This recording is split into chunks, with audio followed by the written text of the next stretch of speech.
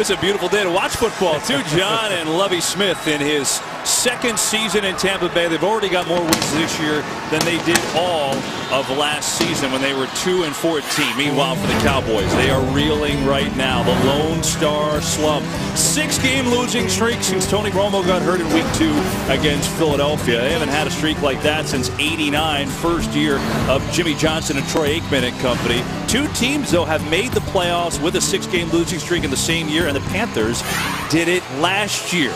So Jason Garrett knows today is a must-have. Well, and Jason Garrett knows that. Jason Witten, their future Hall of Fame tight end, he really communicated that they really believe at the end of the day they're going to be in the hunt. The division has played out such that they're not out of this. They know this game is absolutely critical to that goal. Cowboys won the toss, elected to receive, and here we go. From Tampa Bay, Barth kicks it out of the end zone, and the Cowboys will come on offense first with Matt Castle, traded from Buffalo to try and kind of bridge the gap to Tony Romo. Good news for the Cowboys and their fans. He's coming off his best performance. Well, he is. And, you know, I don't think people understand how hard it is. I don't care how many years you played in this league. At that position, to hit it going mid-stride, mid-season. His wife was 36 weeks pregnant, but he feels more comfortable. He did play his best game last week.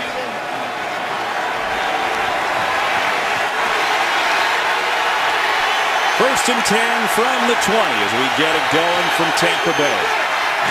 Darren McFadden is the tailback, and he'll get it. Stretching left and going nowhere. Levante David was there to make the stop.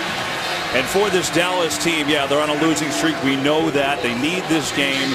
We know that, but there's been a lot going on with them. We take a look at the storylines. Yeah, 0-for without Romo. Haven't won a game without him. Drama, all kinds of it. I mean, with Greg Hardy and Des Bryant and blow-ups with the media, it's just been a lot of distraction there. We'll talk about that as the game goes on. And then give it, but not take it away. They're giving the ball away, but they are not getting turnovers, and that's got to change starting right now. Second down and 10 for Dallas. Castle, four-man rush, comes near side. He's got a completion. It's Des Bryant who makes the catch. Short gain, third and long. You know, in talking to Castle last night at the hotel, he told me how critical it is. He's played with Randy Moss, these greats. He said they're great receivers. They want the ball, though, and it's important to feed them early because that kind of calms Des down. And so going to Des Bryant early is always a good thing because of his talent, but also it kind of settles him in and keeps him happy, basically. Yeah. And so they get him involved, but now a third down and 6.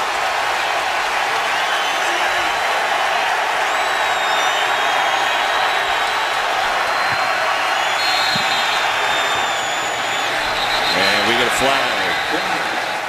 Indication it's on the Cowboys. Bill Vinovich, our referee today. He's a good one. False start. Offense number 82. 5-yard penalty. Still third down. That's on Jason Witten. What happened, John? Well, it wasn't much. He's holding, not used to the count. Just a little flinch, and that's enough for the officials to call it, and rightly so. And that makes it a much tougher third and 11.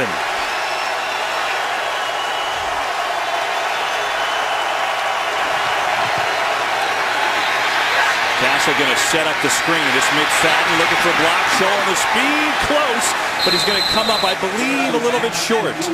That had some promise.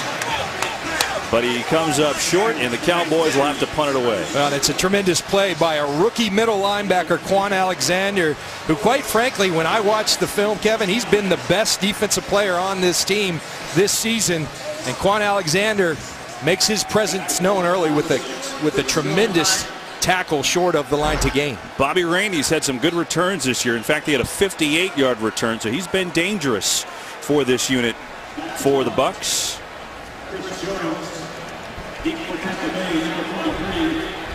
Chris Jones will punt it away. So a 3 and out for this Cowboy offense.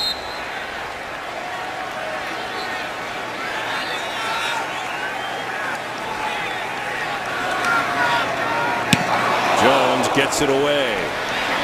Low sinking punt, takes a Buccaneers bounce, and they'll have it in pretty good field position to start.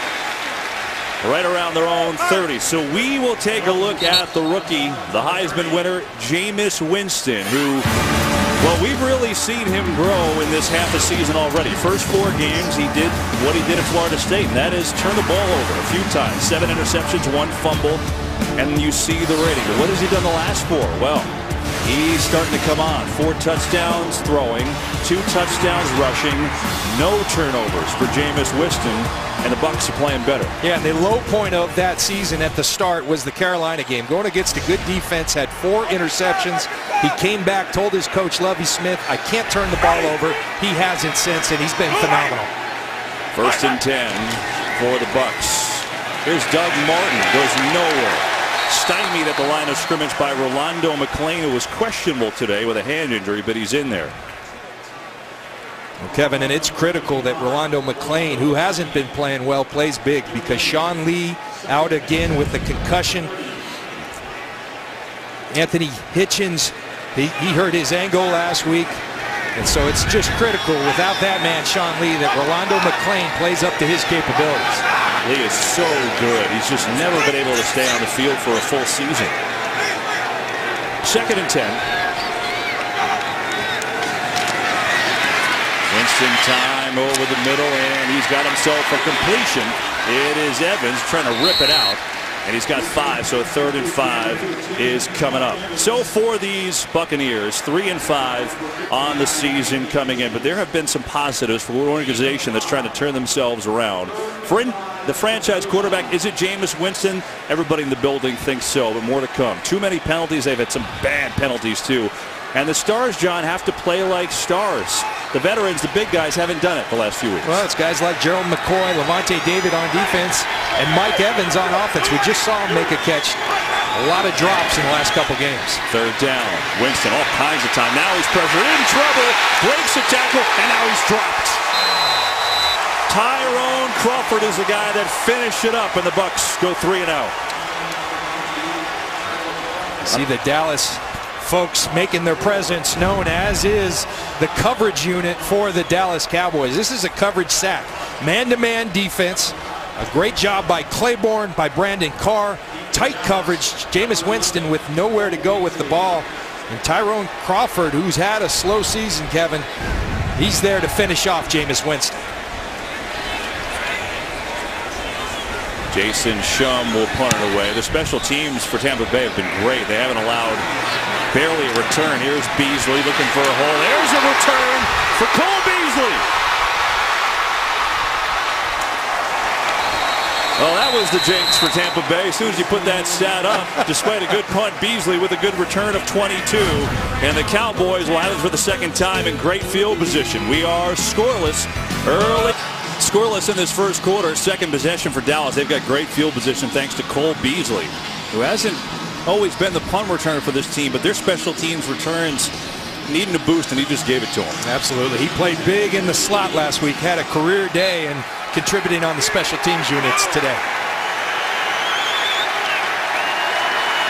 Des Bryant matched up against Sterling Moore, former Cowboy, top of your screen. On 1st down, draw. McFadden, good stutter step.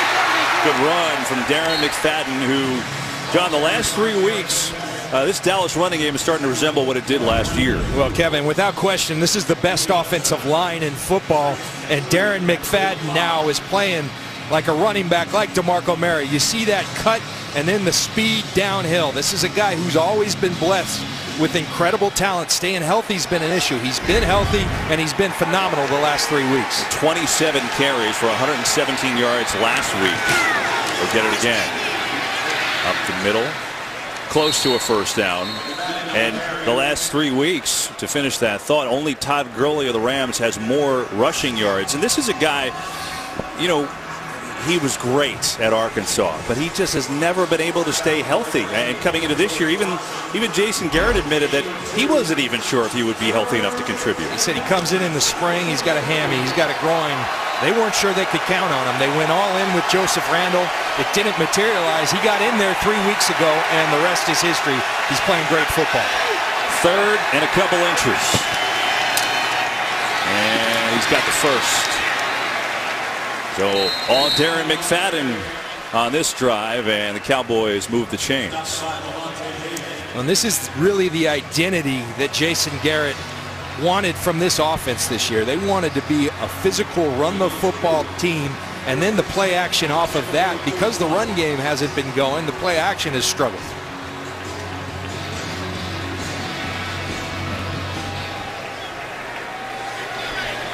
Here they put Cole Beasley, the wide receiver, in the backfield on 1st and 10.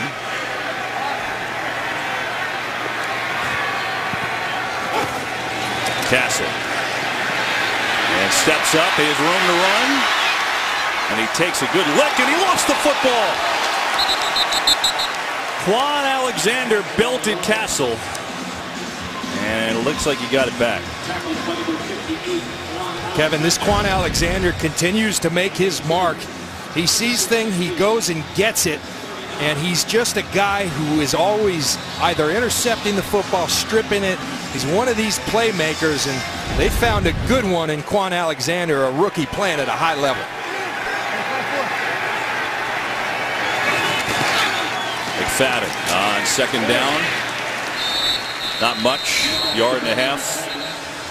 3rd down coming up. Yeah, Quan Alexander is he's an interesting story, John. I mean, the guy was a 4th-round draft pick out of LSU.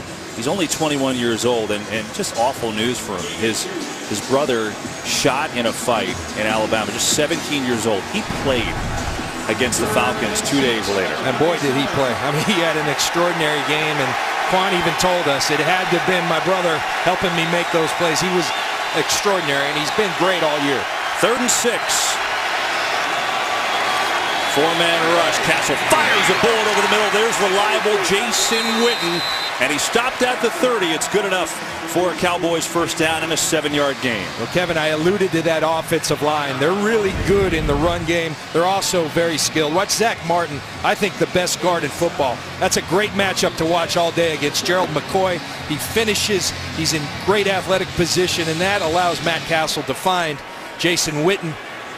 A great security blanket over the middle.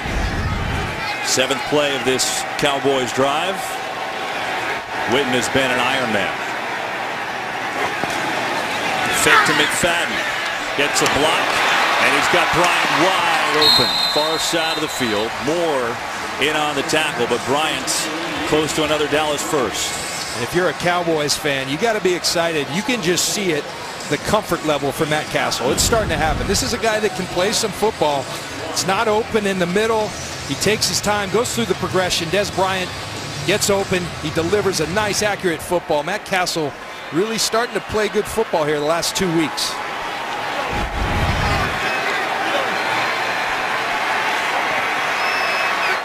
Castle off to a good start. Here's McFadden on 2nd and 1. 1st down, good spin. And he gets it down to the 16, a gain of 5.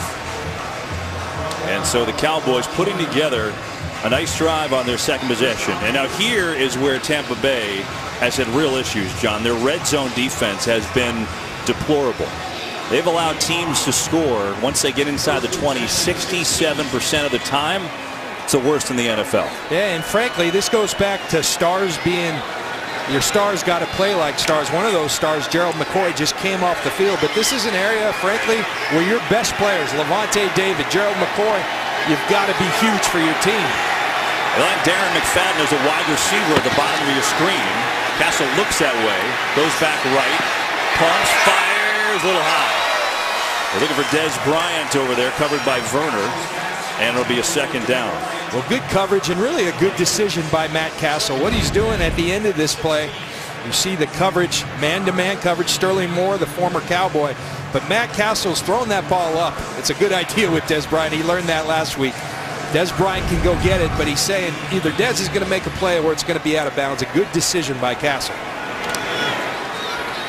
Of course, if Des made that play, he would have been Gumby, but that's a whole other story altogether. Not so sure he's not. 2nd down.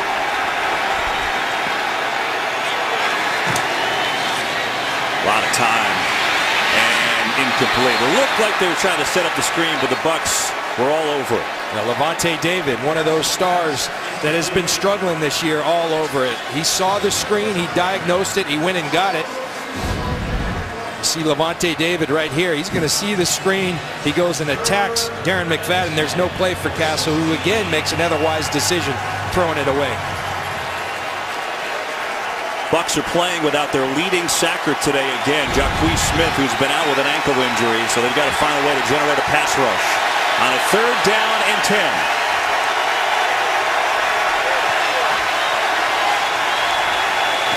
Blitz. Castle in trouble, and down he goes. It's Alexander.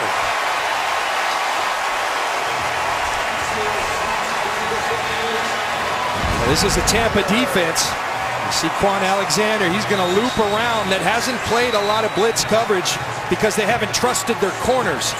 They inserted 2 new corners, Sterling Moore and Jude I.J. Barima last week, and now they're emboldened. They're playing a little more aggressive coverage. Quan Alexander, the beneficiary, on a nicely timed blitz. Dan Bailey is actually the most accurate kicker in the NFL, the history of it. He's made 19 in a row. This is from 42 yards out. And Bailey puts it home. But the Tampa defense holds in the red zone. Cowboys take the lead, 3-0, first quarter, Tampa Bay. To Scott Linehan, the offensive coordinator, sitting next to Matt Castle, who looked good on this scoring drive. Was set up by a good punt return by Cole Beasley. But for the Bucs, they hold in the red zone, which they haven't done much of.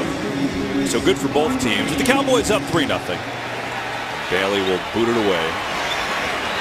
Rainey will take a knee. Buccaneers football on their own 20.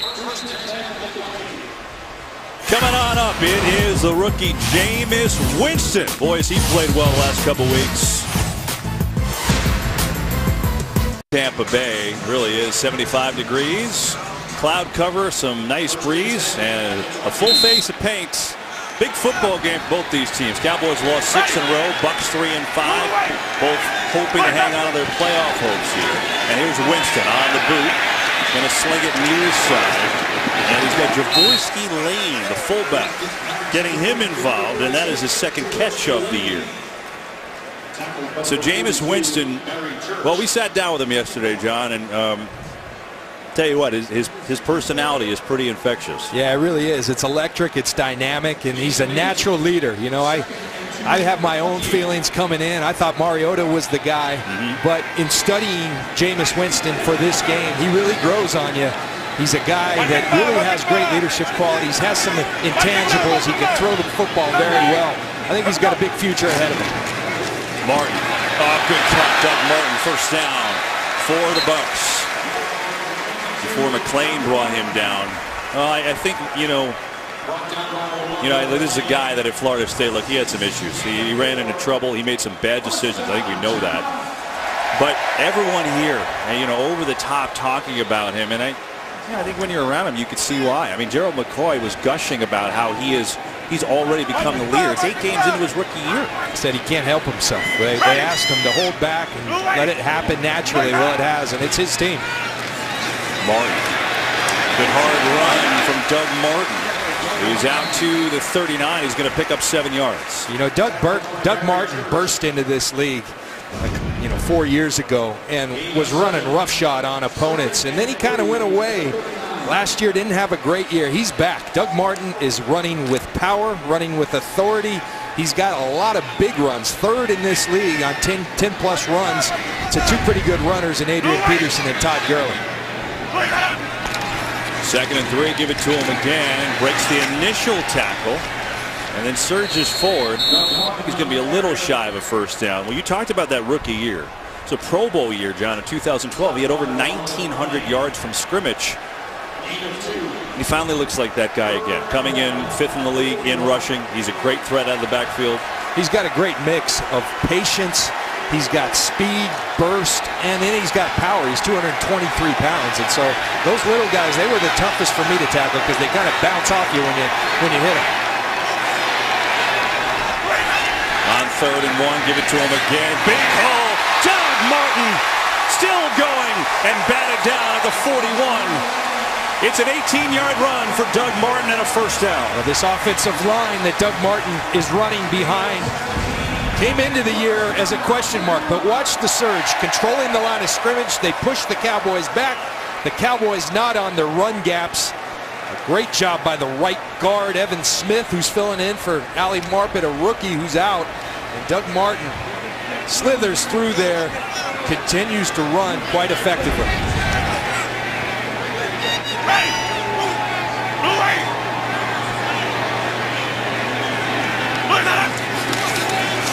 Winston a throw, pressure, he's in trouble, unloads over the middle, in and out of the hands of Russell Shepard, a third-year man who's getting more time because Vincent Jackson is injured and he's still not in there today. He could have made that catch. Well, Jameis Winston got away with one there because Ryan Jones, the free safety, 31 back here, makes a great read on this football, goes and attacks the football, takes a bad angle though, but that ball very easily could have been picked, so Jameis Winston got away with one right there.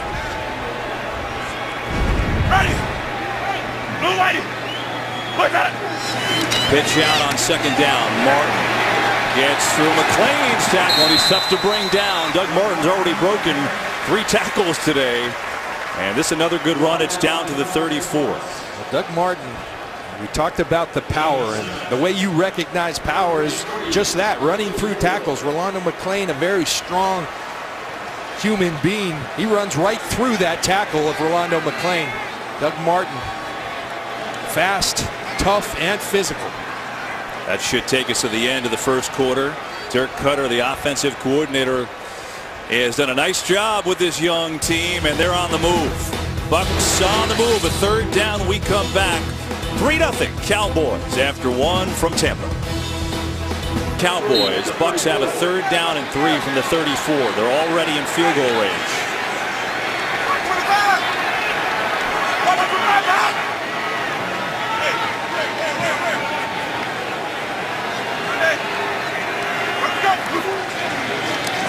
Pressure. Winston gets rid of it, incomplete.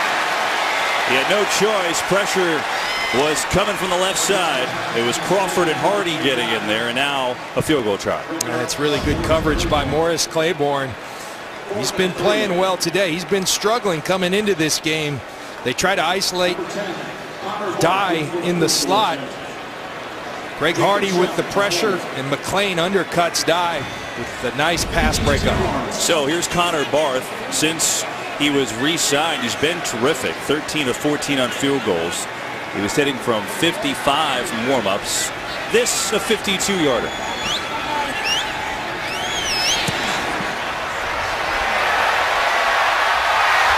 And it puts the Bucks on the board. Connor Barth, a long field goal. And Tampa's tied this up, a 52-yarder from Barth. And just got enough to get it over, but it works. And we're tied at 3. Our producer, both out there on the jet skis this morning on the bay. John, you and I just had a nice quiet breakfast. Oh, boy. Here's the kickoff, tied at 3. It's a short kick, taken by Rod Smith. Good hold, good return.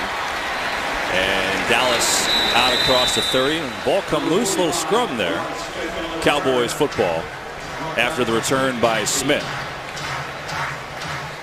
So Castle comes out. He's had a pretty good start, 406 for 30 yards.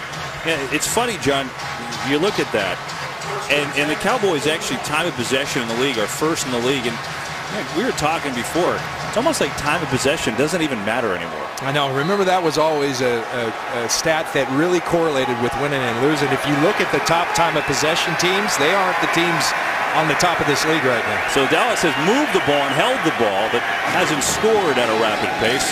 They'll fake here and then come in near side, and they've got Lucky Whitehead on the catch. Meanwhile, we've got our first game break of the day. Let's check in with Kurt Menefee. All right, Carolina trying to remain unbeaten on the season. Tennessee has other thoughts. Dexter McCluster, 25-yard touchdown run. You know, he's bounced back and forth between wide receiver and running back. That's his first rushing touchdown since 2011, tied at 7. Kevin, John, and Pam. Oh, thanks, Kurt. Mike Mularkey, Coach of the Year, John.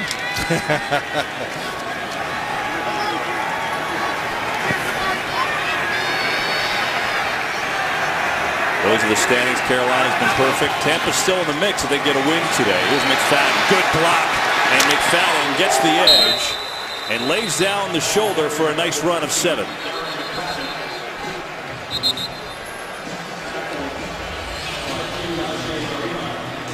You know, Kevin, we talk about Jason Witten, his great career, how prolific, but these are the little things that Jason Witten, they use him as, they call that a crack block, and nobody does it better than Jason Witten. Then you get your left tackle, Tyron Smith out there. It's not normal that a 330-pound man can move that quickly, and that's what makes Tyron Smith one of the great offensive tackles in football. I mean, he just gave him a little jab. Meanwhile, Jude Barima, who has played very well since inserted into the starting lineup, just left under his own power. So Mike Jenkins, number 24, the ex-Cowboy, in there. 3rd and 3.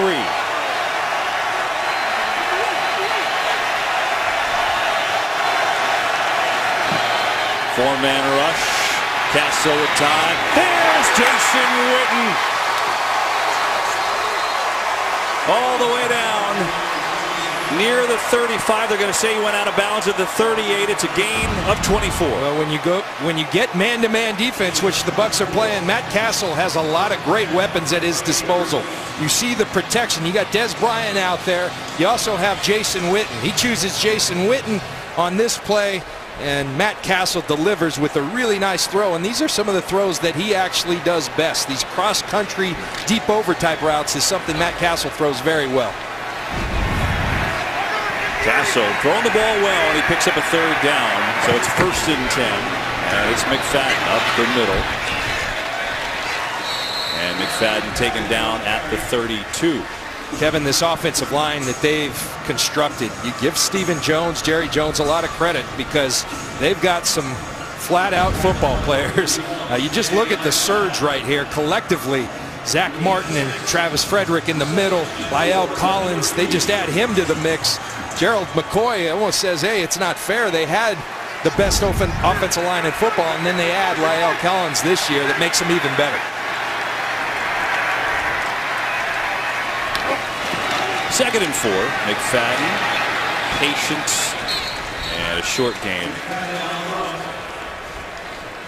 You talked about La'el Collins, and it's amazing how the Cowboys got him. You mentioned it could be a 1st-round draft pick. He was, involved because his name got involved with this double murder investigation that he had absolutely nothing to do with.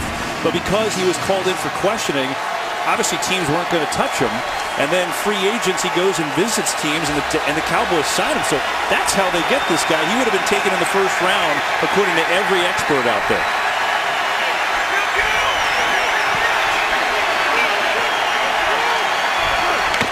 Third and 3. McFadden taken down behind the line of scrimmage. It's Howard Jones, and McCoy busted up that play as well.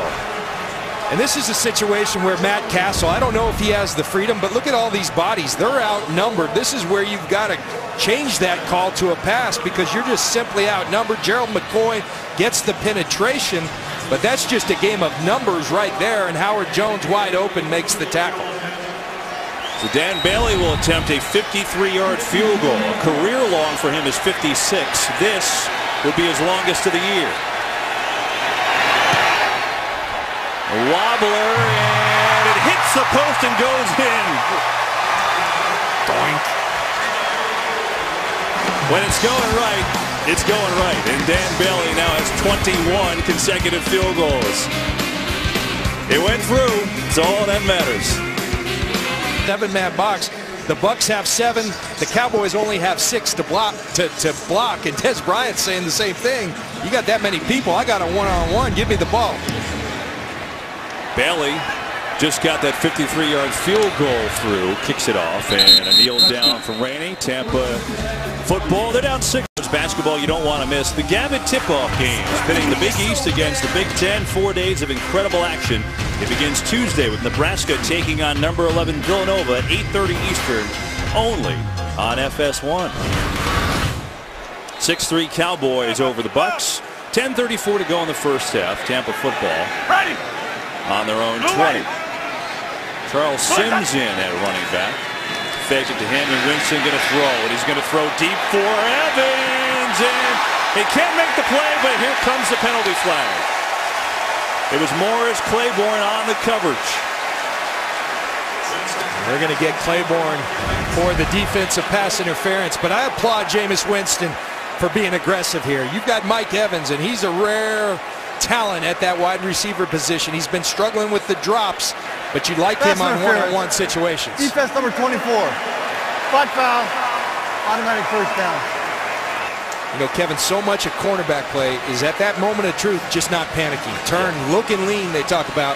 Look for the football, lean into the receiver, but when you panic and start playing the man as opposed to the ball, those things are going to happen.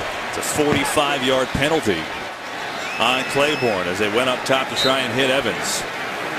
Evans coming off a big gain. And we get another penalty. False start. Offense number 76. 5-yard penalty. Still first down. Still, that's on Donovan Smith, the rookie left tackle. So Evans coming off a big game, John, but what's been plaguing him, even though his numbers are good, and this whole Bucs team, drops, and not just drops, but mistakes across the board. That's why they're 3-5. They've had some games they could have won. Well, we asked Lovie Smith what needs to happen for this team to take off. He said too many penalties. We're killing ourselves pre-snap, post-snap. That's a perfect example of it.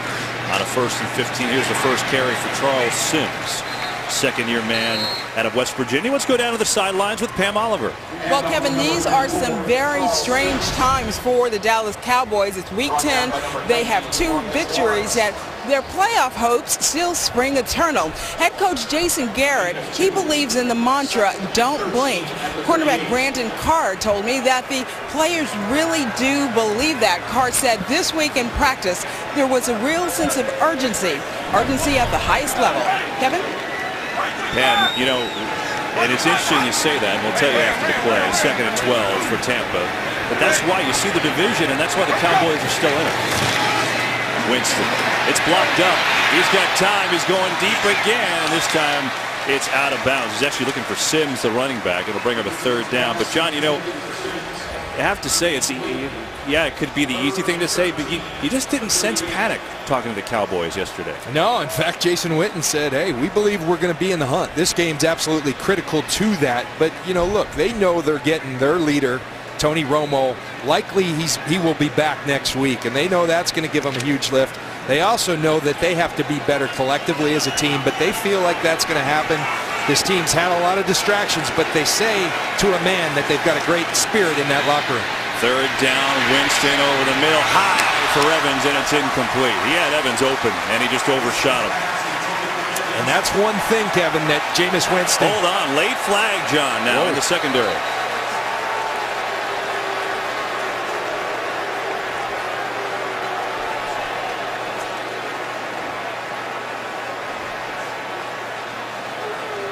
Jason Garrett, if he relivs. Illegal contact. Defense number 27. 5-yard penalty. Automatic first down. It's on J.J. Wilcox. You say Garrett said that was about after the play 3 seconds, looked like he was saying. I don't know if it was on Wilcox. It might have been on Claiborne. It was on the coverage. Let's see if we can see it. Well, J.J. Wilcox is the center fielder, so I don't believe it's J.J. Wilcox. It could well be Byron Jones there in the middle, but I don't see a whole lot. It was late, sometimes hard to explain. I think Claiborne grabbed Evans on the cut. It's tough to see, and you're looking at everything in that play. But let's watch Claiborne, outside receiver, left of your screen. Watch here, John. Just kind of yanked him back enough. 2 huge penalties on Claiborne, and it gives Tampa Bay a 1st down. Sims. And Sims inside the 30. Game break time. Let's check in with Kurt. Another NFC South versus NFC East matchup. Washington hosting New Orleans, and look at Drew Brees looking up with Brandon Cooks. 60 yards on the score. Those two have connected twice today. It's all even at 14 apiece. In the last 6 quarters, Drew Brees 12 touchdown passes. Kevin, John, and Pam. Yeah, and Kurt, he led the NFC with 63 yards today, and I feel like they found a way to do their offense without Jimmy Graham. It feels like they've done it, and now another penalty. False start. Offense number 76.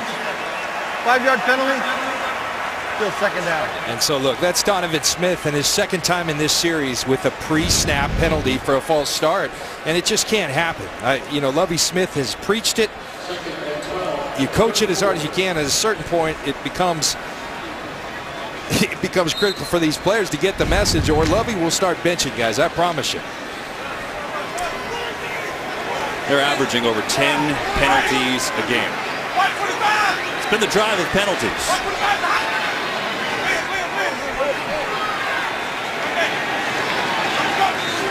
Second down, 4-man rush. Winston feels pressure, steps up, and throws it to the far sideline where he's got Brandon Myers who makes the catch, and Myers down to about the 28. Going to pick up 6. Jameis Winston, one of the things that that the Bucs like, and I like as well, he played in the pocket a lot in college. He threw the ball from the pocket in a traditional pro-style offense, so he has a very good feel for that pocket. Right there, you see him get pressure outside. He steps up, finds the outlet, and he gets some positive yards. Dirk Cutter has done a real nice job working with all these young guys on this offense. 3rd and 6, blitz coming. It's picked up. Winston lets it fly. Almost intercepted by Brandon Carr.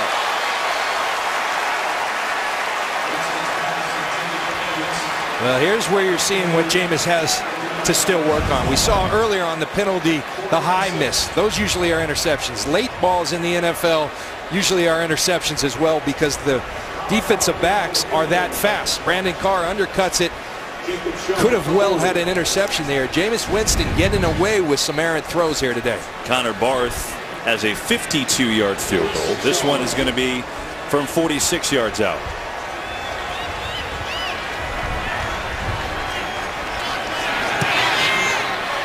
And it's hooking, and it is no good. Second miss on the year for Connor Barth, and a victory for Jason Garrett's crew after a couple of big penalties. Cowboys, after a weird drive by Tampa Bay, a couple huge penalties on Dallas, it ends up with Connor Barth hooking a field goal.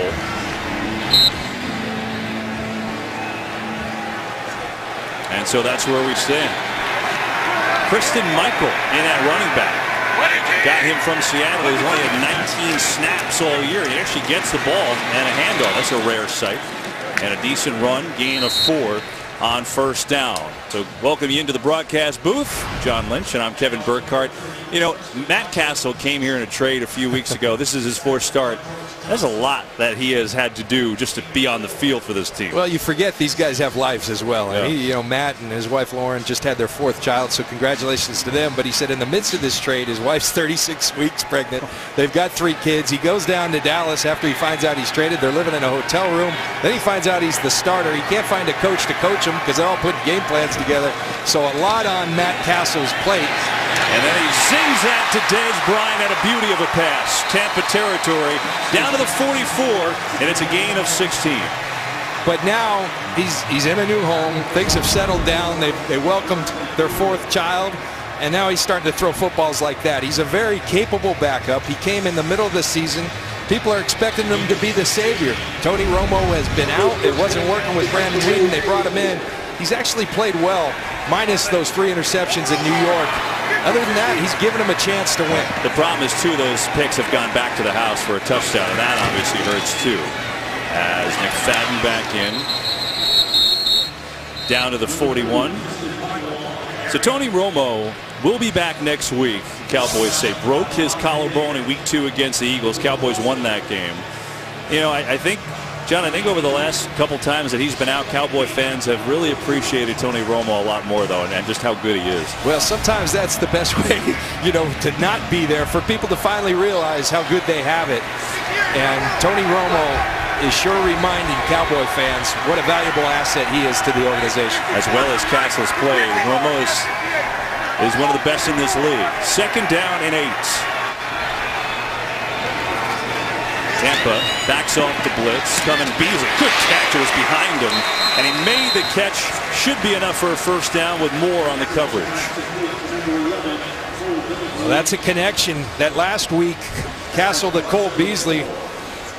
Connected for 9 balls. Quan Alexander makes a tremendous break on that ball, but Castle throws on time, and when you throw on time, you can fit it in tight windows. Cole Beasley, a really nice job catching that a little bit behind him. Now you hit it.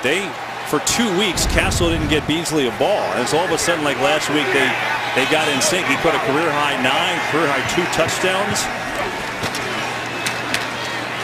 Run it to McFadden, and he's going to lunge forward for a couple more on the tackle. He's been active today. And Kevin, you start to see, a lot of people say 2 and 6, they've got no chance. They're out of this, but particularly with this offense, you get Romo back, the best offensive lineman in football. Look at these weapons. You've got Des Bryant, Terrence Williams, Cole Beasley, and a future Hall of Fame tight end in Jason Witten. This is an offense that's loaded. It should be productive, and it's starting to get that way.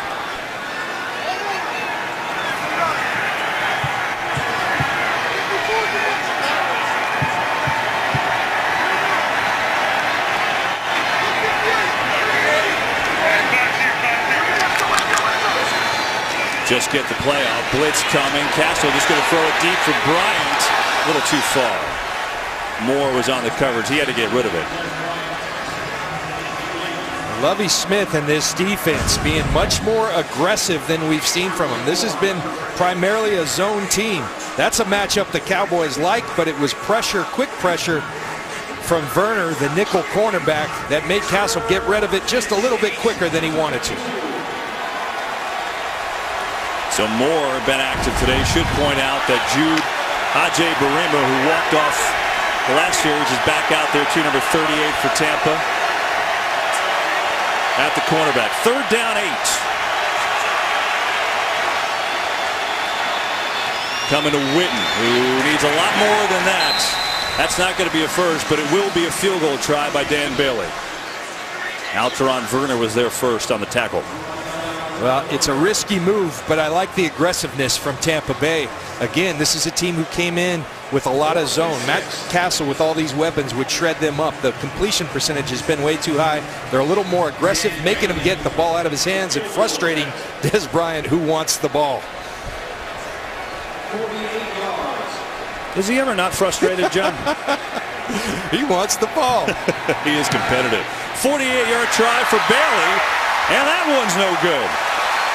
There's got to be some strong wind down there that we're not seeing.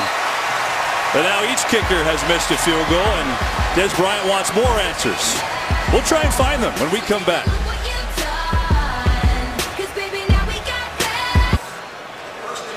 You talked about Quan Alexander. He is, boy, he can anticipate, huh? He's some player. He really is. He sees things well, and then he finishes it once he sees it. Fake the run, look out, blitz. Winston gets away from Mincy and then fires incomplete. Bucs have run the ball, but their pass game has been stagnant. Just 3 of 8 throwing the ball now. Well, the Cowboys needed more pressure. That's what's been lacking. The turnovers are way down, and turnovers always kind of go hand in hand with pressure on the quarterback. That elevates the ball. It hasn't been there. It's better today. They'll run it, and that time going nowhere. Meanwhile, game break time. Let's check in with Mike Hill. Wild one between the Saints and the Skins. Kirk Cousins is going to find Matt Jones, and Matt Jones is going to do the rest, weaving his way through the defense. 78 yards for the touchdown. Cousins with 3 touchdowns on the day already. Kevin, John, you like that? Kirk Cousins likes that. I know that. And Matt Jones can run now. It's hard to figure out the Saints. It really is. Yeah, it is. 3rd and 11. Winston has it blocked near side. He's got a completion, and that's a first down. There is Evans, and that was a well-thrown football. It's a gain of 14. Well, 3rd and 11. That's a time where the pressure has to come, but good protection by this Buccaneers offensive line, and a really nice, accurate throw by Jameis Winston. You have to respect the speed of Mike Evans. Morris Claiborne does. His underneath coverage is not there, and Jameis Winston threads it in. Looking Evans' way. They pump. They're going to go to him again. Great catch. Mike Evans, what an adjustment to haul it down inside the 30. Well, there's not much question who Jameis Winston's to go to. Vincent Jackson's out. He sees this matchup. He likes it. And Mike Evans, who had 8 drops in the last 2 weeks, showing that he does indeed have nice hands.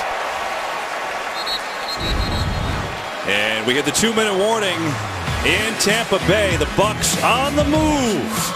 They trail at 6-3.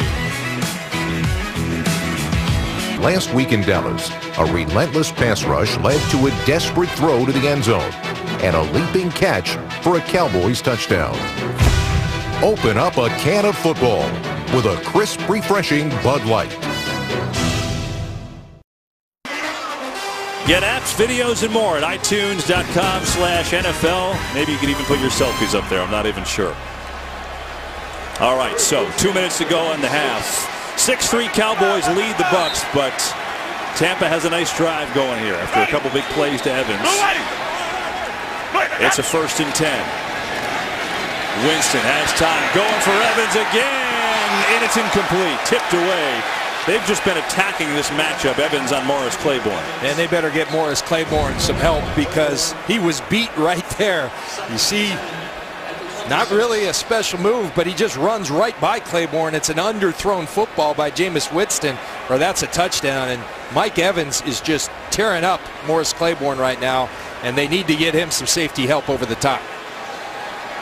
5 targets to Mike Evans. 2 of them have drawn penalties. He's got 3 catches, 42 yards.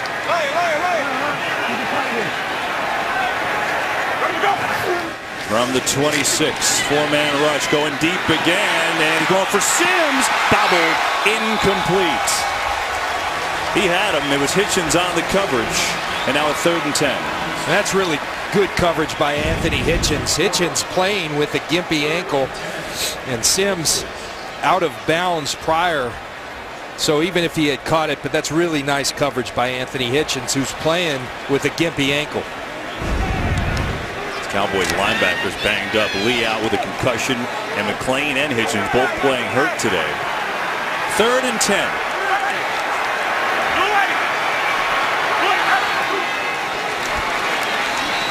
Winston fires high, intercepted, and it's picked off by Jeff Heath. Out across the 20 to the 25, and a big mistake. After a nice drive, the Cowboys take over. Well, Kevin, I said it earlier, your misses in this league can't be high because tips and overthrows lead to interceptions. Jameis Winston is high, interceptions the result. First pick in 5 games for Winston. Cowboys. Well, Jameis Winston's been playing some great football. One of the things that scares you is he turned the ball over a lot in college. He had been fixing that of late. But again, I said when you miss, you can't miss high over the middle in particular because tips and overthrows become interceptions. And that was a high miss. It's so important for him to keep his feet underneath him. He has a tendency to overstride. That leads to ball sailing on him. Morris Claiborne going to the locker room for the Cowboys early. Meanwhile, 1st and 10, all 3 timeouts, minute 35 to go in the half. Castle zings one to Dez Bryant, who's got a 1st down across the 35. So that chirping works. You want the ball, go chirp at your quarterback, and they have a tendency to throw it. There you go. And Matt Castle finds Dez Bryant. Dez Bryant's happy for the rest of the half. Well, there's only a minute 19 left in the half, Jack. It's like a ball a minute. Get your point. 4-man rush, a lot of time. Get it to McFadden. He'll juke his way across the 40, and then he's out of bounds there.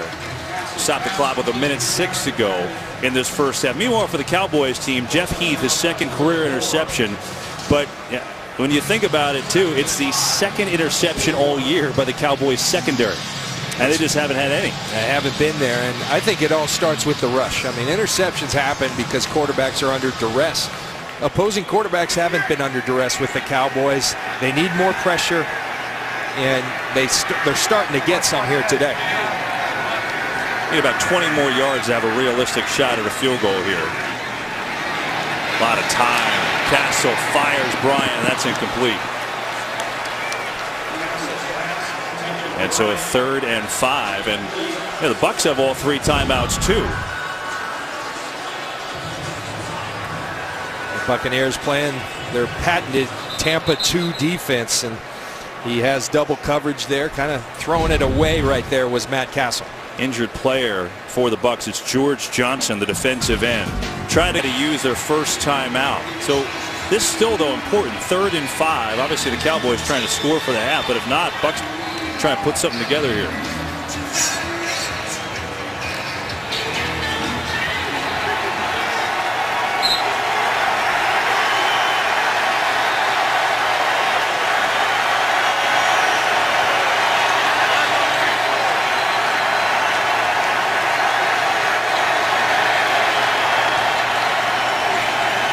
Back off the blitz. Castle still in trouble. Steps up, throws complete to Witten, and a good tackle. He stopped short of the first down.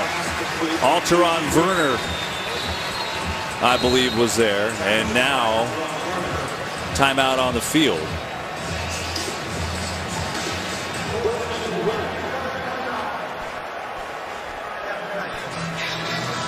Let's check in with Kurt Menefee.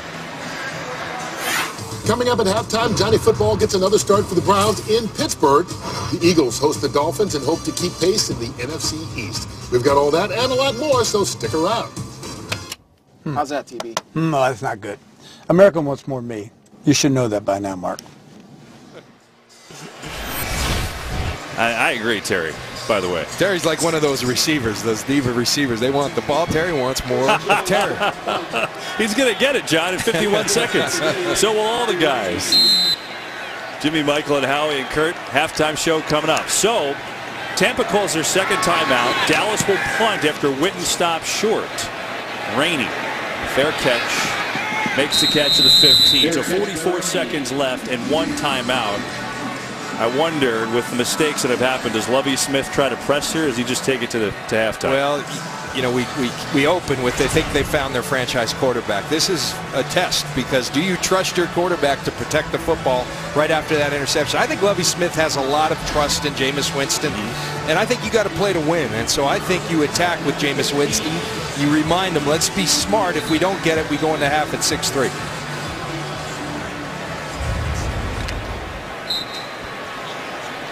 So one timeout from their own 15 here.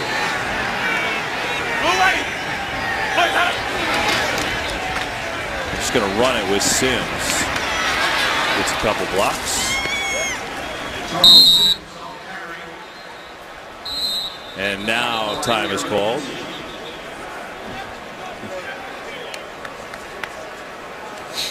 Well, we came in talking a number of storylines, but for the Bucs who have the ball right now, it was the play of Jameis Winston, and we asked the question, is he the franchise quarterback? But he's only played 8 games, so you're going to see some of these growing pains. Well, there's been a lot of great signals, particularly of late, but there's also a ton of room for growth. The Buccaneers know that. Dirk Cutter said he's got a ton of opportunities to get better in areas, and one of them is accuracy. It is absolutely essential in this league. You look at the top quarterbacks, they're definitely accurate, and Jameis at times it's a little loose, and so he's got to work on those fundamentals, get a little more compact in everything, his feet, get his motion a little more compact, and that will lead to better accuracy. Evan Smith, the right guard today, out of the game for Tampa. Meanwhile, we also haven't seen Doug Martin in a while, John. Don't have a report on him just yet. Sims has been in there the last couple series of running back. Here they're just going to throw it to Cameron Brate, the tight end. He's got a first down and knocked out of bounds, which will stop the clock with 28 seconds to go. Kevin, that Evan Smith being down, remember he's playing in the place of Ali Marpet, the rookie who was hurt last week, and so now it's Kevin Pamphile, who comes in, who's played guard and started at guard, but they're getting thin in numbers at that offensive line. And Marpet, they love out of Hobart College. They thought he's had a great year. I know you agreed watching the film. 28 seconds ago. Winston will throw over the middle. It's nearly intercepted. Tyler Patton had his hands on it, bobbled, and couldn't make the play. Well, throwing the football, you got to be on time, and look at the eyes of Jameis Winston staring in. That's all Tyler Patman's looking at, are those eyes. He reads it should have had an interception, and if he does have that interception, it might well go to the house. Jameis Winston just a little bit loose and showing that he is still a rookie. So now 23 seconds to go. No timeouts. Winston going to fire, and he's got a completion. It's Evans trying to get out of bounds.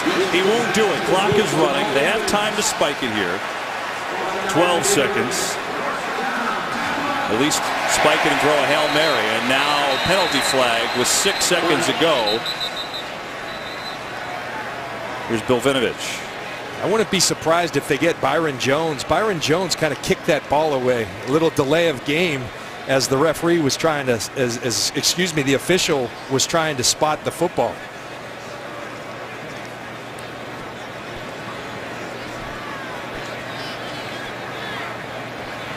Delay of game. Defense. Number 31. 5-yard penalty. Still first down. It's a good call, John. It was on Byron Jones, but 5 seconds left as we look what happened. Well, you got to be subtle if you're trying to do these things, and this was anything but subtle. He gives that little right, playing the other football, and the official's right on top of it.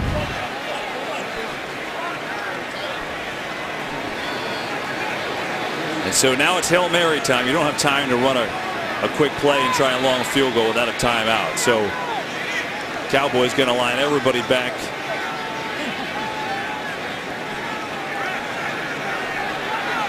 What's going on here? Jason Garrett looks like he's having a conversation.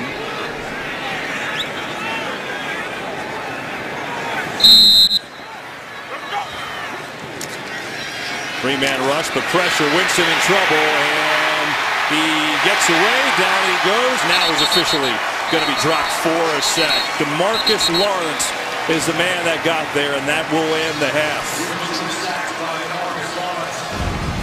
So a battle of field goals here in Tampa Bay. Winston had pressure, got away initially, and then Lawrence kind of stayed on him with some help.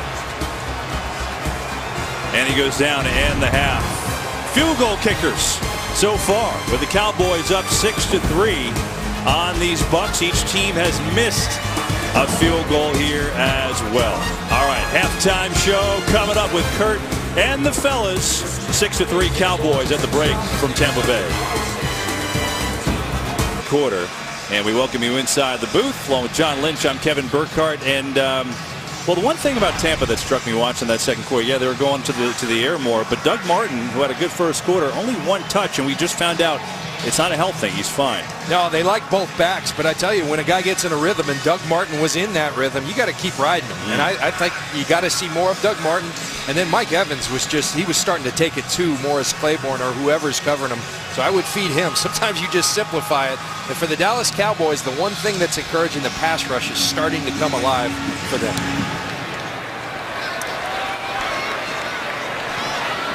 Rainey bobbles, he'll corral it. And the Bucs will start this half on their own 20-yard line. You know, the one thing we saw at the end of the half,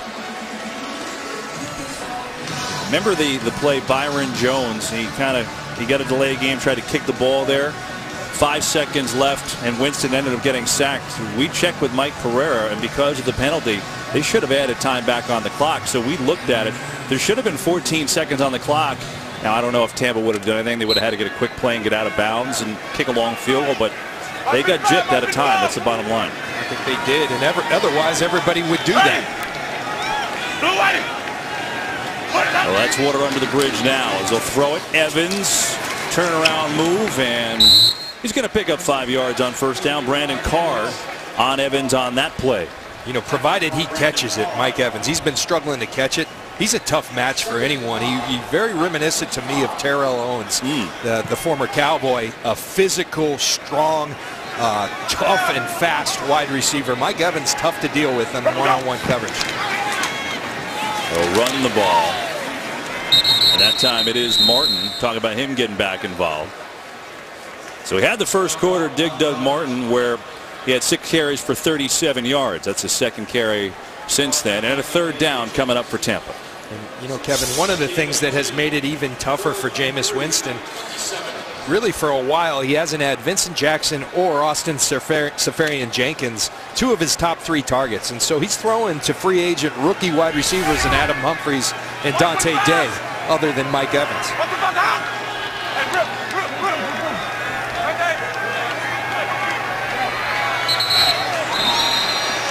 And we get a flag. False start. Offense number 76. 5-yard penalty.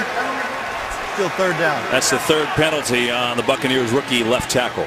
He's got the hat trick, and not something that Lovie Smith is going to be happy. He's played well as a rookie. He's had his rookie struggles, but again, that just goes to basic football. Hold your water, sit in, wait till the ball snapped. You should know the count.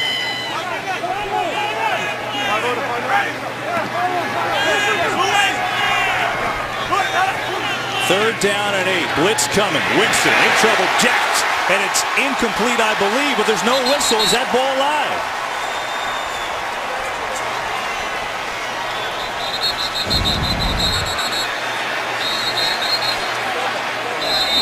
John, on the field, they did not blow the whistle. So this should be a fumble, but let's see the replay here, which obviously they'll look at. It's Brandon Carr who comes on the corner blitz. Recovered by Dallas.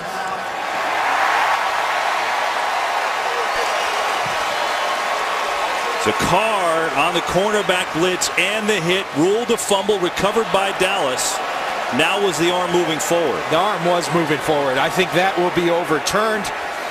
You see Jameis Winston at the end with the arm coming forward. Nice play by Brandon Carr.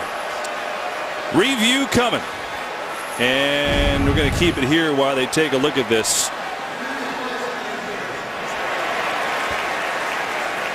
So they look at every replay here. And that's what I was waiting for on the field. I was trying to see if they did indeed blow the whistle. They never did. Cowboys got it.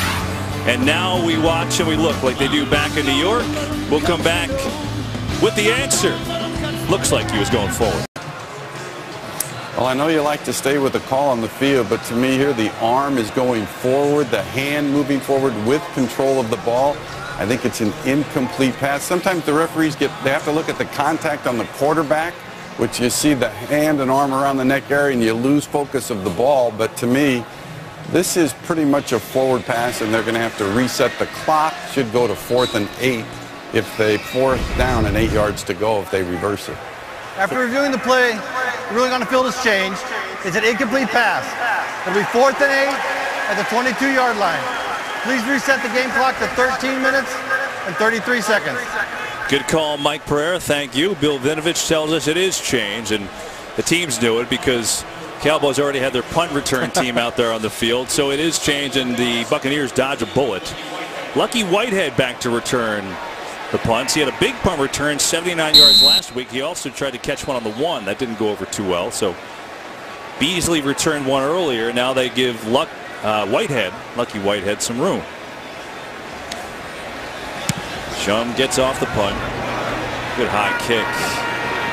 And Whitehead has no choice. It takes him right out of bounds around the 29-yard line. Tomorrow we've got cops on the edge, evil alliances, and an army of assassins. This ain't no back alley throwdown, boys and girls. This is Gotham, Rise of the Villains. And it's all new tomorrow right here on Fox. Cowboys take a look at what they've done. Castle's throwing the ball well today. A couple of those incompletions, probably on purpose too. 4 catches, 41 yards for Dez Bryant. Here they started out from their own 29. Castle, a lot of time. Now maneuvering away, and now he's going to go down. He had all day to find someone, but couldn't, and William Goldson is going to take him down for the sack. Nice changeup by this Buccaneer defense. Early on, we saw so much man-to-man. Here that looks like man-to-man, but they're really playing a zone. He sends them across, droppers underneath, and Matt Castle really had nowhere to throw. They fooled Matt Castle and the Dallas Cowboys with that zone call.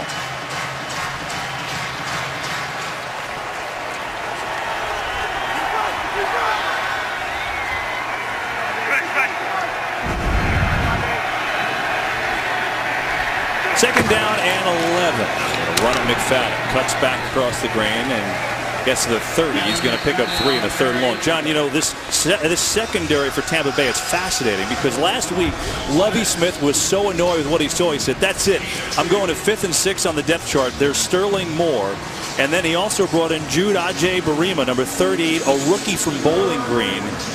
And you know what? They may have something here with these guys. Well, they're certainly calling a much more aggressive game. And Lovey lamented to us how tough it is to play without good cornerback play. You end up playing a bunch of zone because you don't trust your corners. Today, they're trusting their corners, and it's paying dividends.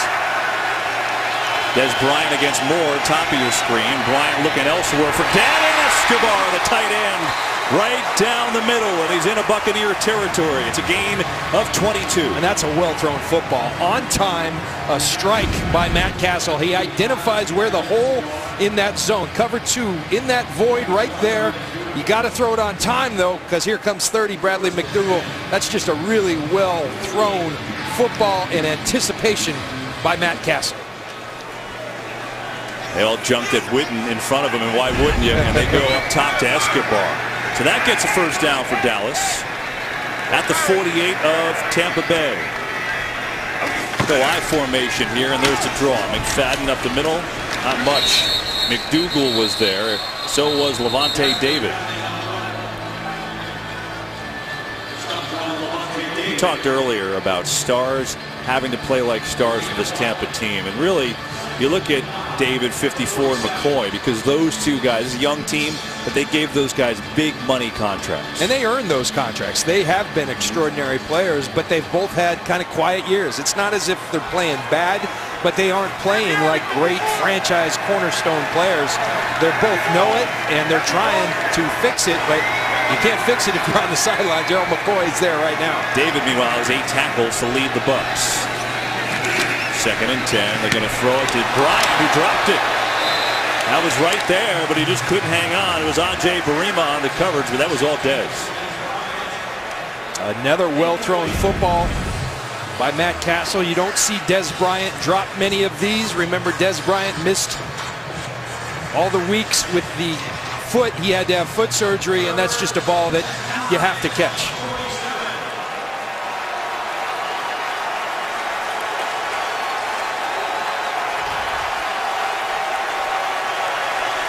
Cowboys are 4 of 9 on 3rd down today. This a 3rd and 10.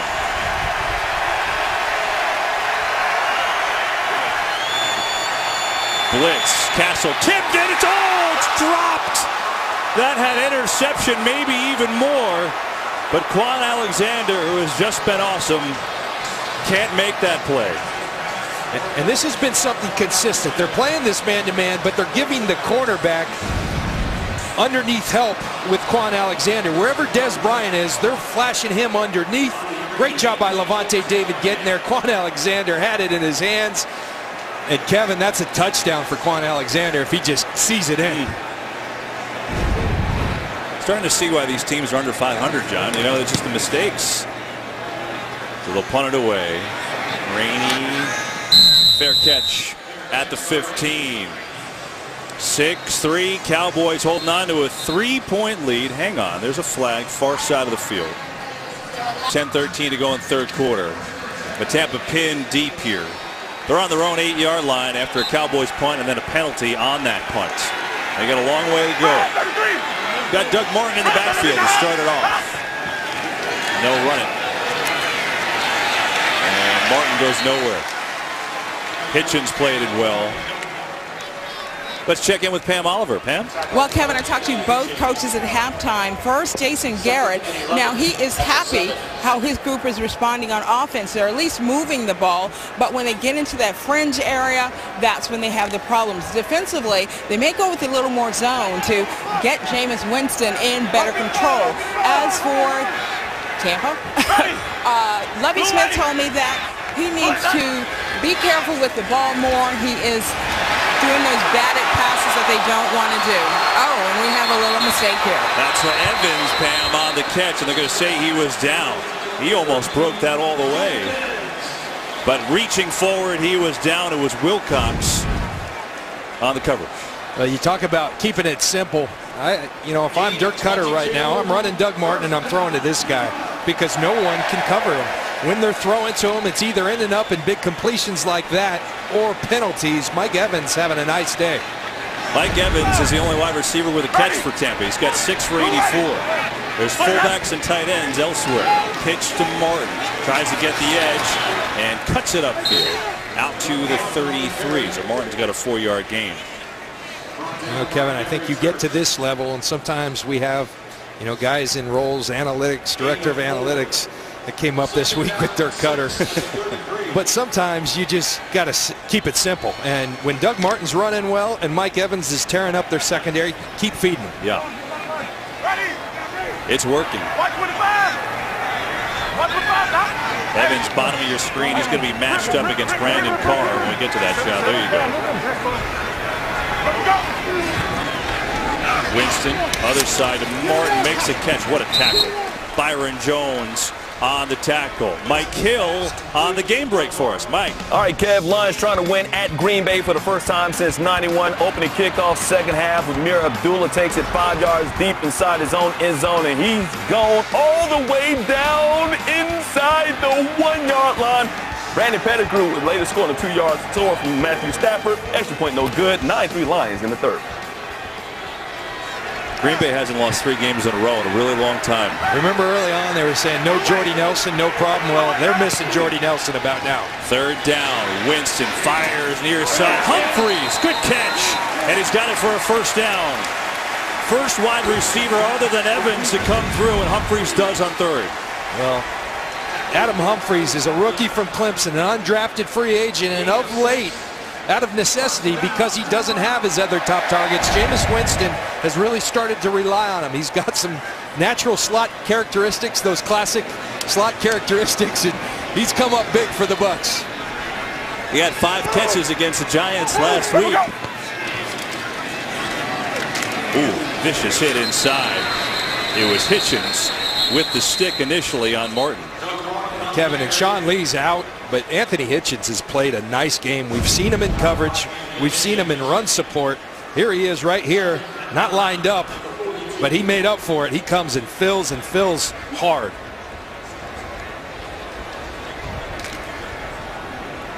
This is a guy who didn't practice until Friday, Anthony Hitchens, with that ankle.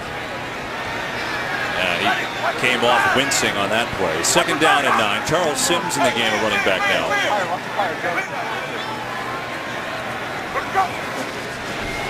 Four-man rush pressure. Winston lost it for Sims. Incomplete.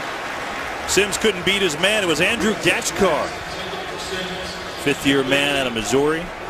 And a really nice job. I see what Jameis Winston's thinking. Hitchens goes off. Let's attack the new guy who just came in as a special teams player in Gatchkar. But Gatchkar up to the task. He runs through the traffic underneath. That's textbook in covering that type of route. They try to pick him. He doesn't allow for the pick. Really nice job by Gatchkar.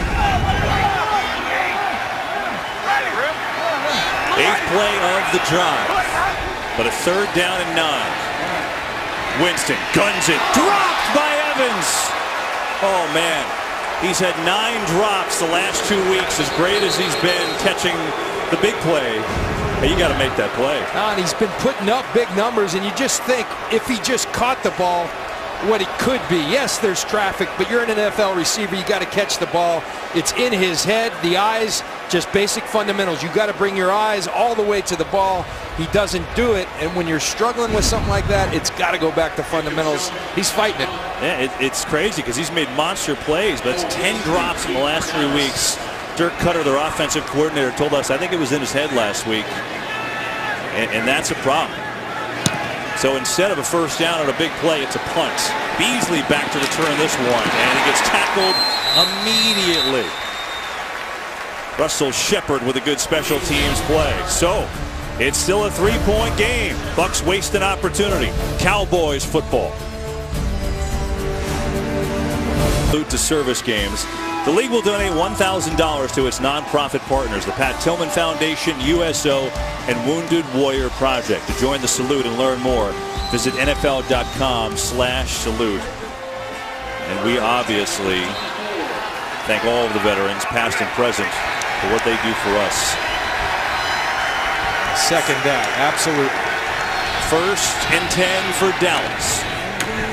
And they're going to run the football, not much to McFadden. You go back to that last drop, John, and Evans talked about his drop problems, but now the last 2 weeks, 3 drops on third down, make it worse. Well, Kevin, we were talking during the break. I mean, what you're seeing is two teams. Everyone says it's Tony Romo. Well, what about Des Bryant dropping that ball? You're seeing a 2-6 team and a 3-5 team, and you're seeing evidence right in front of our face as to why they're there. They're not making the big plays when presented, and that's what this league's about, is making the plays when you have the opportunity.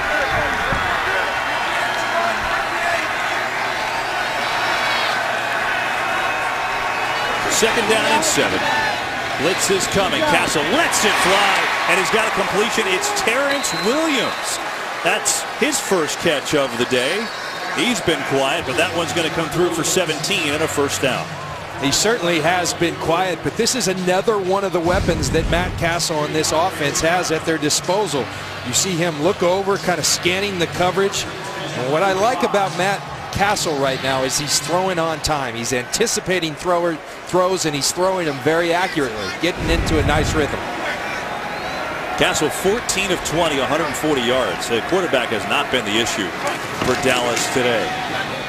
To throw it. A lot of time on the play action, and Witten makes a good catch right around midfield for Jason Witten. That'll be a gain of 5. It's pretty amazing in 13 years of playing football at the level that Jason Witten has, John. First of all, you look at accolades. He's 8 away from 1,000 catches, which would be 10th on the all-time list. But maybe more impressively, he's missed 1 game in 13 years. Well, Herm Edwards, a great friend of mine, an old coach, he used to tell us all the time, your best ability is availability. And Jason Witten has certainly been available, not only available, but when he has been, he's been extraordinary. Jerome McFadden shy of the first, so a 3rd and short is coming up now for Dallas.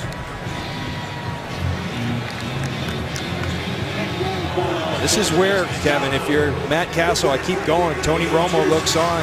You got a lot of great weapons. You got Des Bryant, one of the premier receivers in football. We just saw Terrence Williams. Cole Beasley's coming off a 9-catch day. We talked about Jason Witten, future Hall of Famer. So weapons all over the field. We'll see who Matt Castle chooses to go to.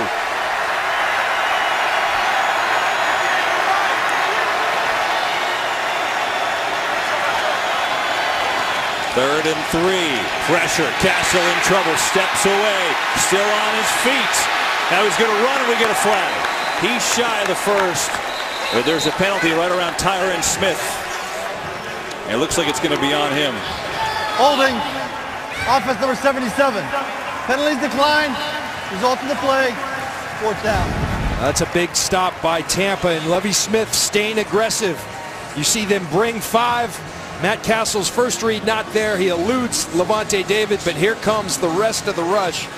The aggressiveness paying off, and the corners holding up in the back end.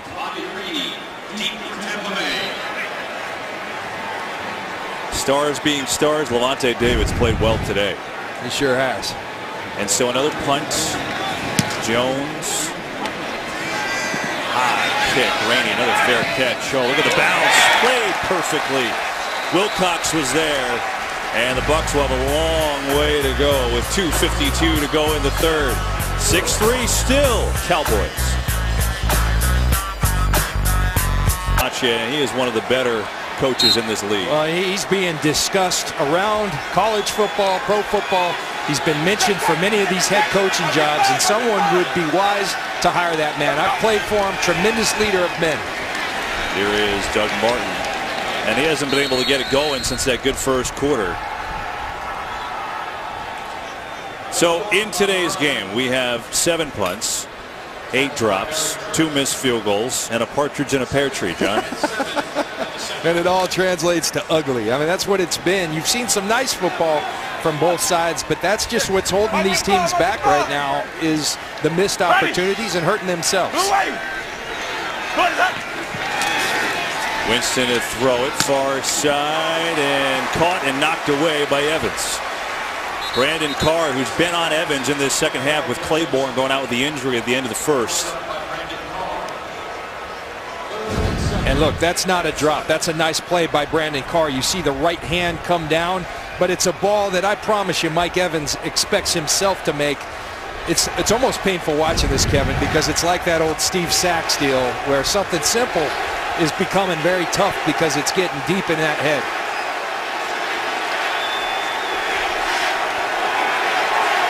3rd down and 7.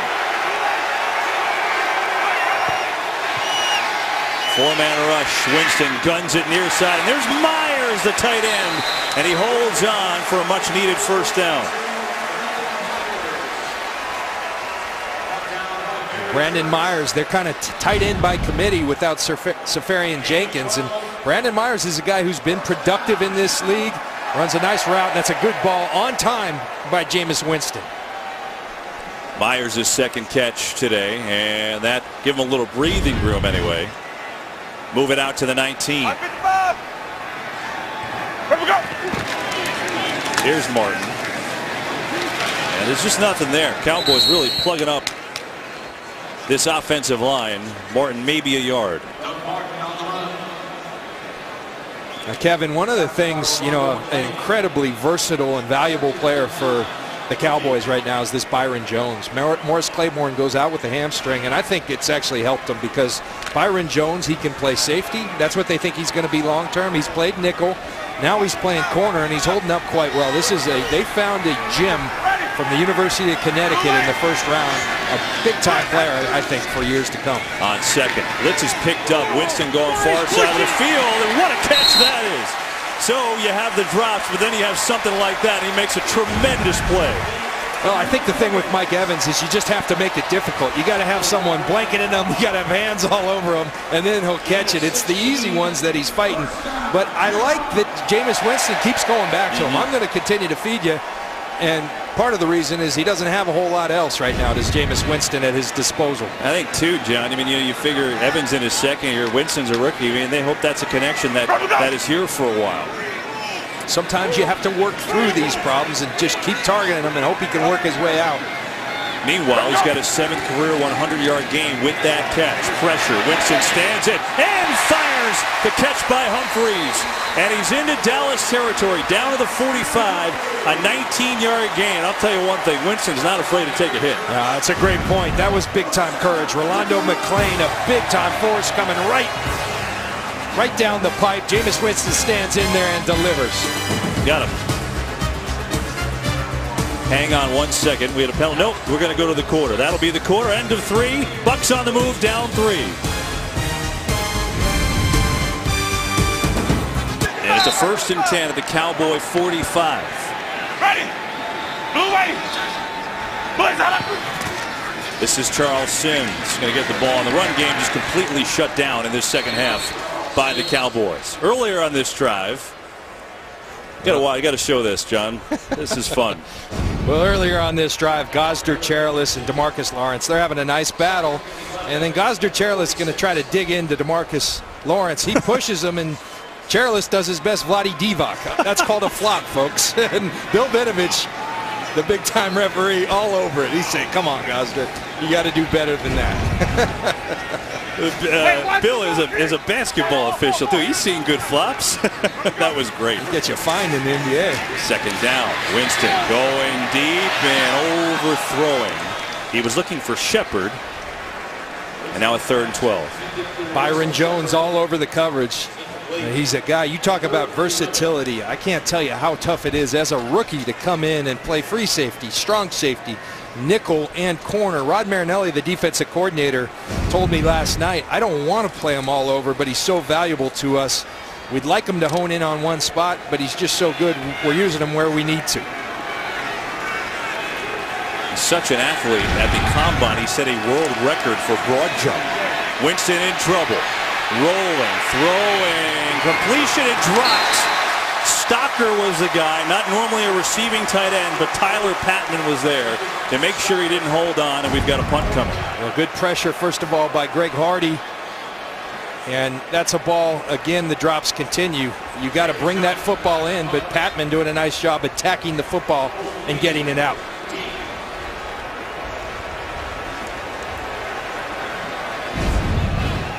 So Beasley back to return. He had a 22-yard punt return in the 1st quarter, which helped the Cowboys on the drive to a field goal. Shum will punt it away. Beasley's going to let it go, and it's going to be downed inside the 10. Cowboys a 6-game losing streak. Other than the Patriot game in the fourth quarter, look, they've tied or led in all of these contests that they've lost. Why? They haven't taken the ball away, or they haven't had a sack in the fourth quarter or overtime, so that's an issue. And then they're getting shredded defensively. Quarterback play hasn't been up to par in that quarter. It's everything. They are not finishing games, but it's been a play or two for them. And they're in the same position again, up by 3. And now the Bucs fans getting into it here with 13:57 to go. They start from their own 7. Trying to get McFadden going. He's been quiet all day. Breaks a couple tackles. And a lot of work for 3 yards. Kevin, he just missed the tackle there, but I really like this Quan Alexander. He's all over the field. There's players that can see it. There's other players who don't see it, but they find it, and he does it all. He sees it very well, and then he knows how to go get it. Quan Alexander right here attacking. He's just a force all over the field. Yes, he should have made the tackle, but he's all over the place.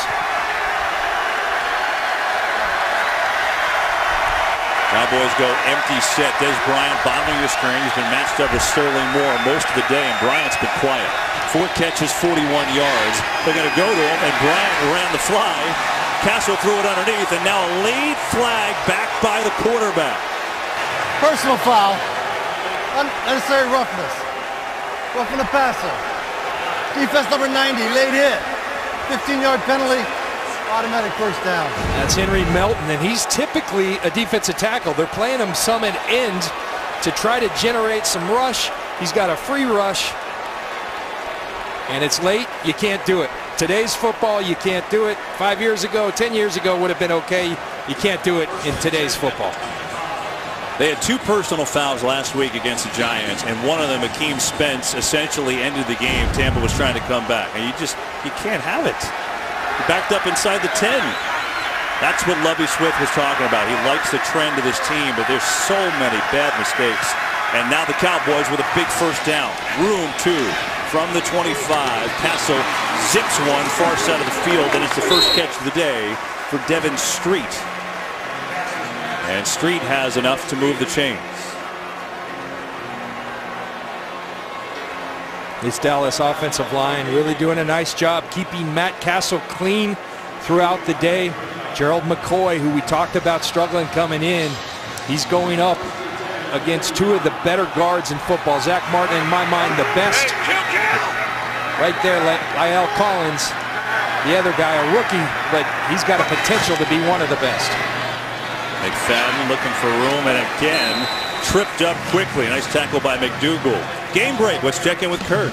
Kirk Cousins having a career day for Washington. This touchdown pass to Jordan Reed is 4th of the day. First time he's ever done that. Washington in firm control going into the fourth quarter. 37-14 on top of the Saints. Kevin, John, and Pam. You know, we did the Washington-New England game, and even though New England controlled that game, we both thought that Washington they're not bad. They're right there. And Cousins is getting better each and every week, starting to assert himself. I think it also tells you just how good New England is. Also tells you this NFC East is wide open, but the Cowboys need this win. Castle going to Des Bryant, and he's tackled quickly. He's going to be shy of a first down. He's up at the 39. Chris Conti makes the play. And yeah, the Cowboys are in it, John. Obviously, if they win, you can't lose 7 in a row. Even though the Giants and Philly and Washington are all kind of mishmash around 500, you cannot expect to lose this game. And Tony Romo is going to come back, and they're going to win every game. You're right. And Kevin, this is what it is. Jason Garrett said, put simply, we haven't made the plays in the critical moments of the game. Here is a critical moment right here, 3rd and 6.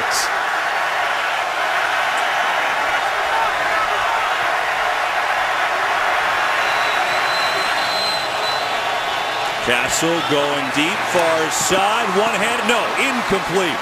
I think he would have been out of bounds anyway with Terrence Williams, and the Tampa defense holds. Well, again, we've chronicled it throughout the game. Aggressive defense by the Tampa Bay Buccaneers. They're pressed man-to-man all over against all these weapons, and Matt Castle can't connect with Terrence Williams. Now, Chris Jones has done a good job punting today. 4 punts, no return yards for the Bucs.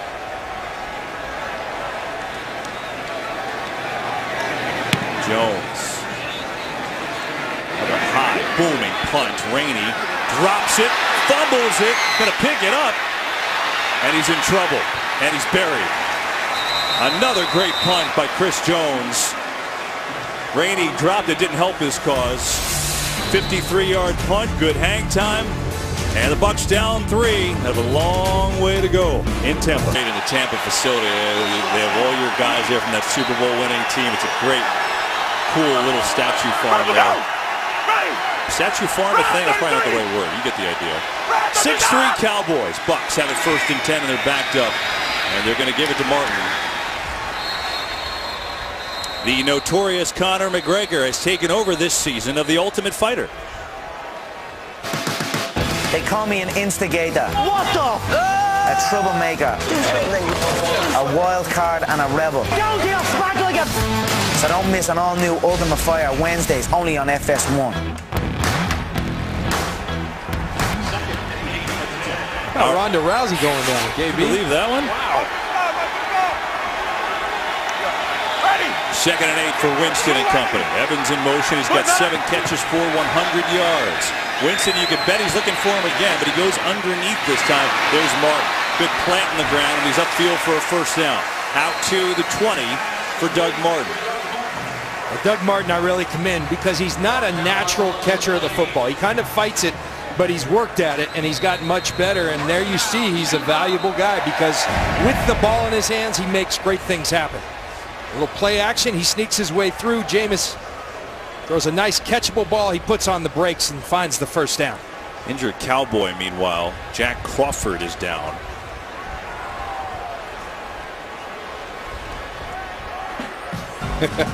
Doug, could you replace your divots, please? I think he has to. Injury timeouts. And then with Winston here after that last play.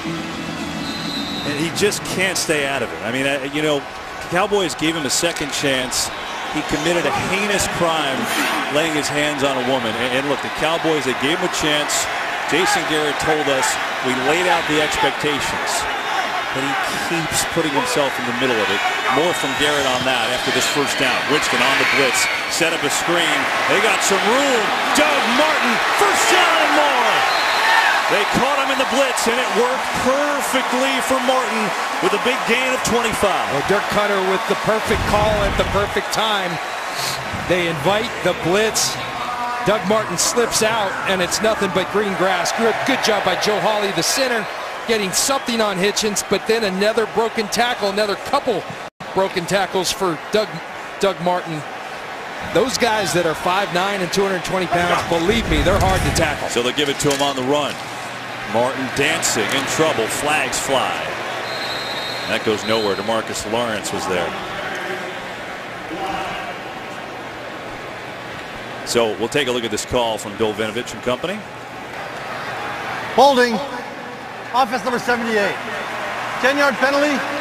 Repeat 1st down. So to finish the thought on Greg Hardy, Jason Garrett told us yesterday, he said, hey, you know, he sat the team down. He said, Greg Hardy really needs to understand there's no room for Greg Hardy to tweak, John. And I guess my question for you would be, as a member on that team, how is it not a distraction?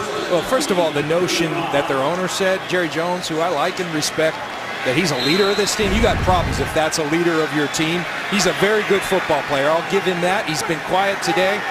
But that during the halftime inciting the crowd, when you've done what you've done, just be quiet, go about your job. Stop acting like a clown. 1st and 20. Winston over the middle. Caught. Evans took it away and still going. Boy, he had the drops earlier, but a couple of big plays, and that one puts Tampa at the Dallas 40. It's a gain of 26. Now, one thing you notice about Jameis Winston, he tends to get better in the 2nd half, in the 4th quarter. That's a tight throw, but he does it with authority. He does it early, and that's Jameis Winston. And he's the guy we watched in college kind of will his team, put teams on his shoulders with those kind of throws. That's a big-time throw by the 1st pick in the draft. And that's why they think they have a franchise quarterback on their hands. That's a career-high 8th catch for Evans. 126 yards and a 1st and 10 on the boot. Jones coming on the blitz. Winston comes near side. Sims with the move, tripped up, down to the 32, and the Bucs have some momentum on offense. Kevin, you talk about Mike Evans, his 8th catch. You just think what could be. I mean, last week he would have had 250 yards. put up huge numbers versus the New York Giants and had 5 drops. So if he just starts to connect, they've got a big-time connection. Oh, that's Winston to Evans. That's the thing. And even Dirk Cutter said, yeah, what would he have had, 250? Look, they think this guy can be great. And that's where he's headed right now. He's been a monster today. Still Cowboys down 3. They're going to run it. Martin, first down. Doug Martin has a first down to the 26. 7:10 to go. Bucs down by 3 on the move. Well, we've talked a lot about it at the beginning of this quarter. The Cowboys have been outstanding defensively today. They've kept there's Rod Marinelli, the leader, but you got to play your best ball when it matters most. And in the fourth quarter, they haven't been good, and that's what Rod Marinelli's trying to change. There's Vincent Jackson, the #1 wide receiver coming into the season for the Tampa Bay Buccaneers on the sideline. Pitch out Martin. Good moves, Doug Martin, making people miss. I thought he was going to lose yards on that play. He only got 3, but that was a hard-earned 3 yards. Kevin, you can see, as well as they've played defensively, where they miss Sean Lee. He's such a dynamic player when he's in there. Those type of tosses, Sean Lee snuffs those out. You can't run side to side on the Dallas Cowboys with Sean Lee in there. They're missing his presence. They're missing his play. Mike Evans, bottom of your screen, matched up against Brandon Carr.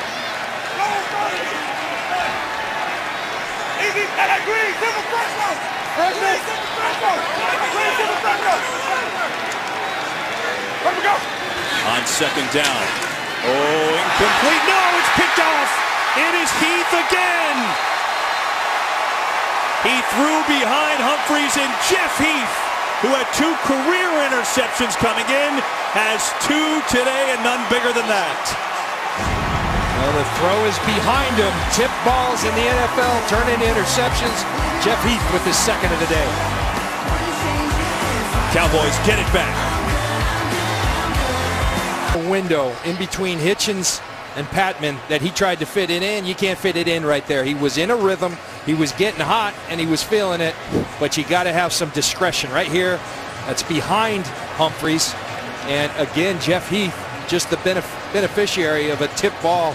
Jameis Winston was really playing well. Yeah. Just a bad decision and a bad throw. Well, they're looking at it to make sure Heath caught it cleanly. You know, he came in the last 4 games, no turnovers, and he's shown you flashes today. But yeah, there's still a process there. Here's the call. After reviewing the play, the ruling on the field is confirmed. Interception, first down Dallas. And so Heath has his 2nd pick today. First fourth quarter takeaway the last 7 games. And so now that word that Jason Garrett used.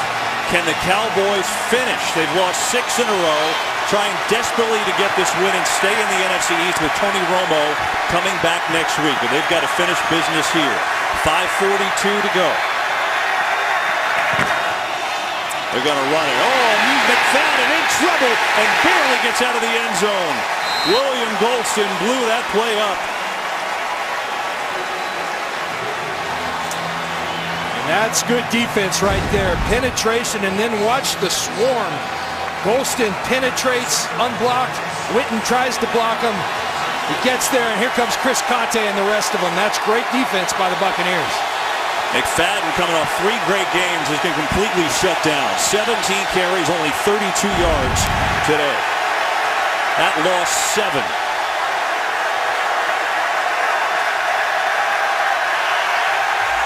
From the 2, blitz, Castle throws, perfect throw and a completion. It's Williams, who's going to be about 1.5 yards shy of a first down. Big throw. Big throw is right. I mean, he's got pressure in his face. The crowd's loud. Matt Castle stands in there and says, I'm starting to get comfortable and I'm zinging the ball. That's a big time throw to Terrence Williams. With 4.5 to play, a 3rd down and 2. And we'll call it a long 1. And the play clock running down here. They're going to have to take a timeout. And they do. With 1 on the clock, they're just wasting some time. That time waste won't matter if they don't get this first down. Big play coming up. The Cowboys hanging on to a 3-point lead. Touchdown list in Tampa. Hey, give it to me. Give it to me. And I love the confidence. Meanwhile, it's on Castle. Huge third down.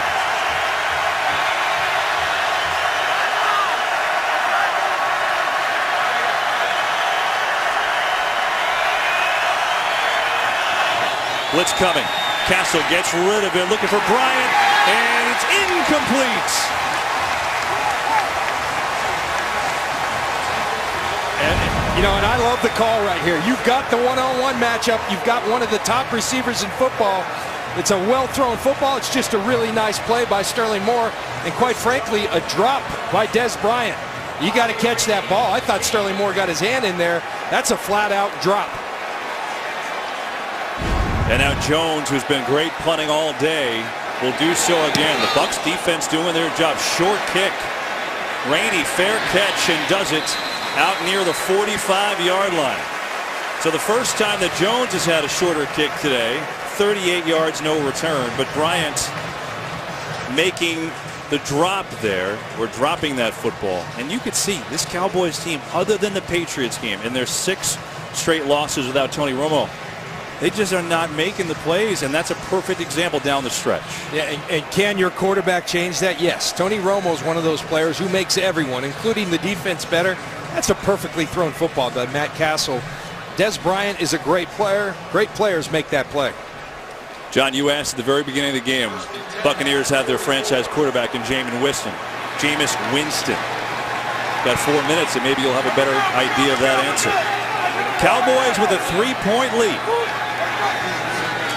First and 10, Tampa. Winston back there. Pressure. Throws incomplete.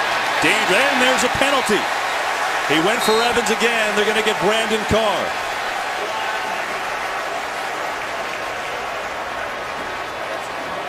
It wasn't DPI. They're going to get him on a hold. Prior to the pass, holding. Defense number 39. 5-yard penalty. Automatic first down. You see an over route. Brandon Carr one-on-one. You see the hold early, and then there is contact late, but I don't know. I think at some point you let these guys play in this type of situation. That's a tough one. They'll run it. Morton pushing the pile forward. He's got 4. Hardy on the tackle. I'll tell you one thing, John. Evans, he documented his drops, but with Jackson out, and just you can't be any more green in the wide receiver core than they are. Guy's got 8 for 126 and has drawn, what, 3 penalties today? And he wants the ball. And that's a lot of people would go into his shell and say, take me out, coach. I can't catch it. It's in my head. And instead, he's doing his best to get open, and he's making things happen when he's drawn 3 penalties, had 8 catches. 4-man rush. Winston all day over the high throw, but Dye with a good catch and a spin and still going. Dante Dye, the rookie from Heidelberg. Now, when I first saw that on the roster this year, I was thinking Germany, but no, it's a small school in Ohio. And Dante Dye is a guy that lit up the offseason, has struggled of late getting off press and things, but he's a guy they like with the ball in his hands. He says he can do special things, did Dirk Cutter, and that's exactly what he does right there. Comes through with a first down. Time now an issue. 2:39 and counting left in this game. Bucs down by 3. Winston coming near side, a catch, and then a quick hit immediately. It was Morton with the catch, short gain, and then McLean with the stick.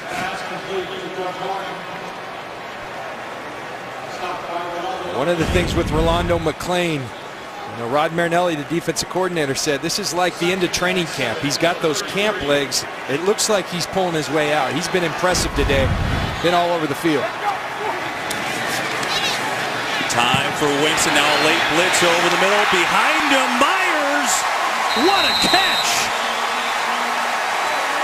In midair, reaching behind him to haul it in, and it's a gain of 17. We go to the 2-minute warning with Myers, the bubble, and the completion. Game, I'll tell you what, it's been competitive, it's been close, and so with 2 minutes to go, The Cowboys holding on to a 3-point lead, trying to end their 6-game losing streak and quite frankly stay in the division race with Tony Romo waiting to come back next week. But now all eyes on Jameis Winston. First trip inside the red zone for Tampa all day.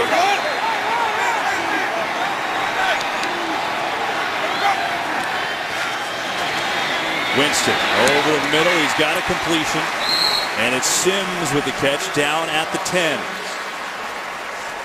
150 and counting. Cowboys 2 timeouts. Tampa with all 3. This is that area of the field inside the red zone where everything shrinks. The windows are a little tighter.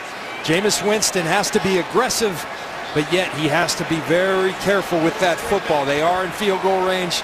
They can tie this game. You want the touchdown to put it away, but you got to be careful protecting the football. Keep in mind, Winston can run. He ran one in from here last week. Sims on the draw up the middle, 1st and goal. Down to the 5. And now if you're Dallas, John, you have to think about these timeouts with 2 left, right? And they call one. Cowboys call a timeout, 1:16 to go. Bucks knocking on the door. Sean Lee, their star linebacker, can only look on, out with a concussion today. They'll run it. Martin. And the Cowboys, I'm assuming, have to take this time out. They do. 1:13 to go. 2nd and goal for Tampa, down by 3. Hang in.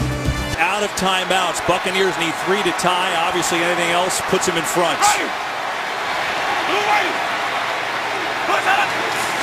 They're going to throw the ball. Winston going to loft it up and incomplete. Boy, stunned at that. And now 3rd and goal. He tried to sneak Jaworski Lane out to the flat on the hard play action, but there's no sneaking when Jaworski Lane's 5'11", 260 pounds. See Jaworski Lane coming to the flat. Again, Hitchens, who's had a fantastic game all over the coverage, and Jameis Winston throws it away. But it stops the clock. Cowboys are out of timeouts. And now you're trying to win the game here. 3rd and goal.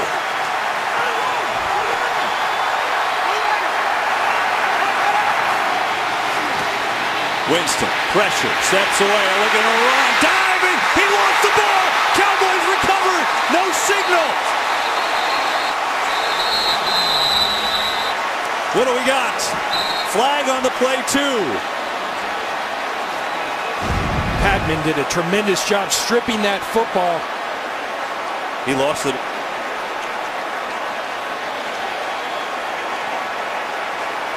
That's out before he's across the goal line.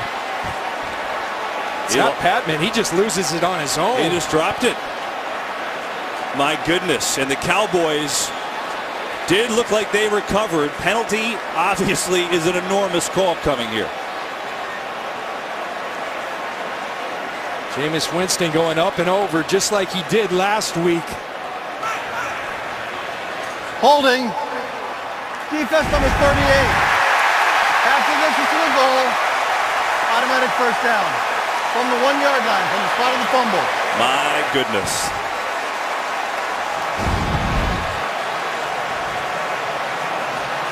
It's Jeff Heath. And there's the hold right there as Russell Shepard. And that's going to negate the fumble that Jameis Winston, Jeff Heath, has had 2 interceptions in this game.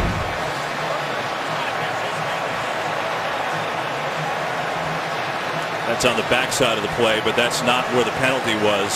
So instead of Dallas getting the ball and winning the game, a penalty certainly was a penalty on Heath. We'll show it to you for real. Here you go. Here's Jeff Heath right there. Watch him hook Russell Shepard as he's coming across the line of scrimmage. Across the line. And that's before Jameis Winston lost the football. Just to give you that second look. Unbelievable. So here are the Cowboys thinking they've won the game. Winston trying to make an acrobatic play just like last week, drops it, and instead the penalty negates it all. 1st and goal for Tampa, down 3, but the Cowboys have no timeouts. And again, it comes back to finishing. At critical moments, do you make the plays? Do you not hurt yourself? The Cowboys to continue to hurt themselves. Now, John, clock. Force it from the 1 to the half-yard line, automatic first down. Clock management if you're Tampa, young team. You just got to score here, right? Like, you can't think about. That's the bottom line. You play to win. You aren't playing to tie this game. You're playing to win. But I'd give it to Doug Martin right about now. But you can't think about wasting time. You just got to get it right. Here you go, first and goal. It's a bootleg. Winston gonna walk in. Tampa in front.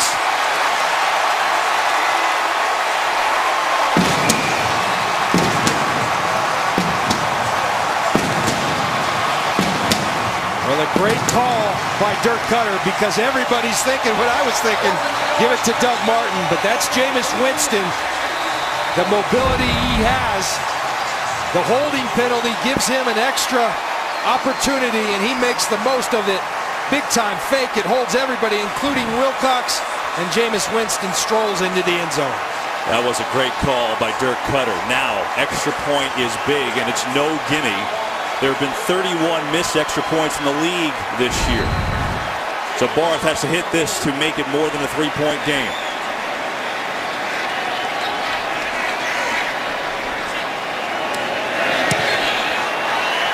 And he does. And it's the Bucs by 4. Cowboys out of timeouts with 54 seconds to go. Jameis Winston on the bootleg puts the Bucs in front, 10-6. Mistakes and why you're not winning football games. It's easy to say, well, we don't have Tony Romo, John, but the Cowboys again not making these plays. Bryant with a drop and then this crucial penalty. And on that play, Winston fumbled. The Cowboys recovered. The game was over. Instead, another chance, a bootleg run. And Dallas looks up and says, wait a second, we're down 4 with 54 seconds to go and no timeouts. And they're on the verge of losing their 7th straight game. And Jason Witten said it. It's what's been plaguing this team. Success in the critical moments. They beat themselves in the critical moments. Williams trying to make something happen. Look at Terrence Williams. Good return, but he did waste a lot of time. 43 seconds left, and they need a touchdown, and there's no timeouts. And we get a penalty far side of the field.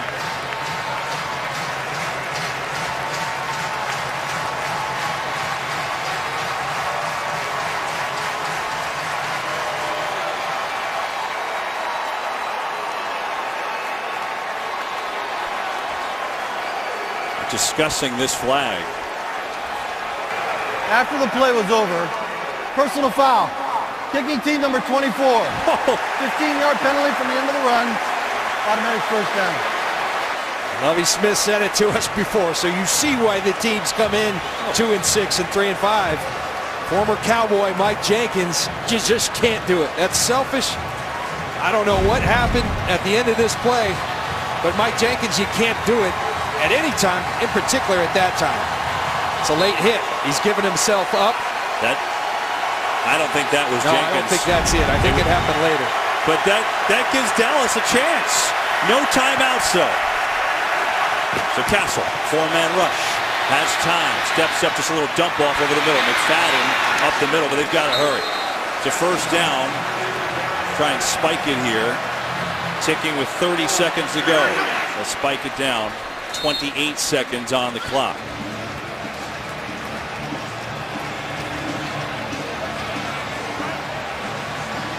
Like, who is trying to mistake the game away less? I know. That's the way today has gone. Now, the one thing you have, if you're the Dallas Cowboys, you have the most accurate kicker in the history of the NFL, yes. Dan Bailey. So, tremendous weapon, and that gift by the Buccaneers with the personal foul gave them an opportunity.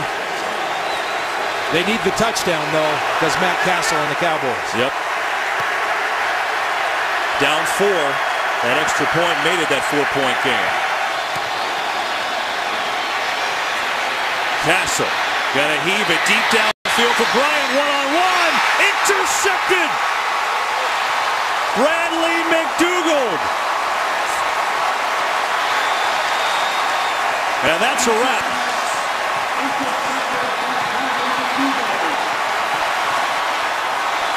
I'm just telling you, Matt Castle did the right thing. You throw it up there to Des Bryant. Des Bryant's got to make a better effort on that football. He allowed McDougal to go steal that ball from him.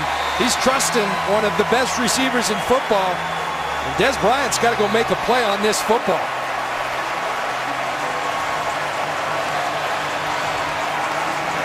Is there a little contact? Absolutely, but Des Bryant got to go up and get that football, and at the least, have it be an incomplete pass.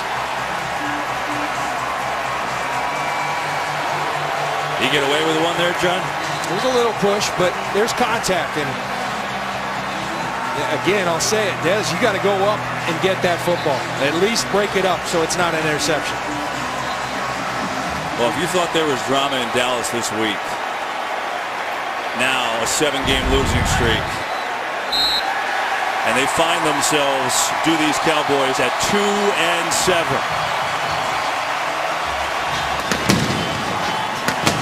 Meanwhile, the Bucs, it was ugly at times, but they're 4-4, and they're in the mix behind their rookie quarterback who played well in that fourth quarter.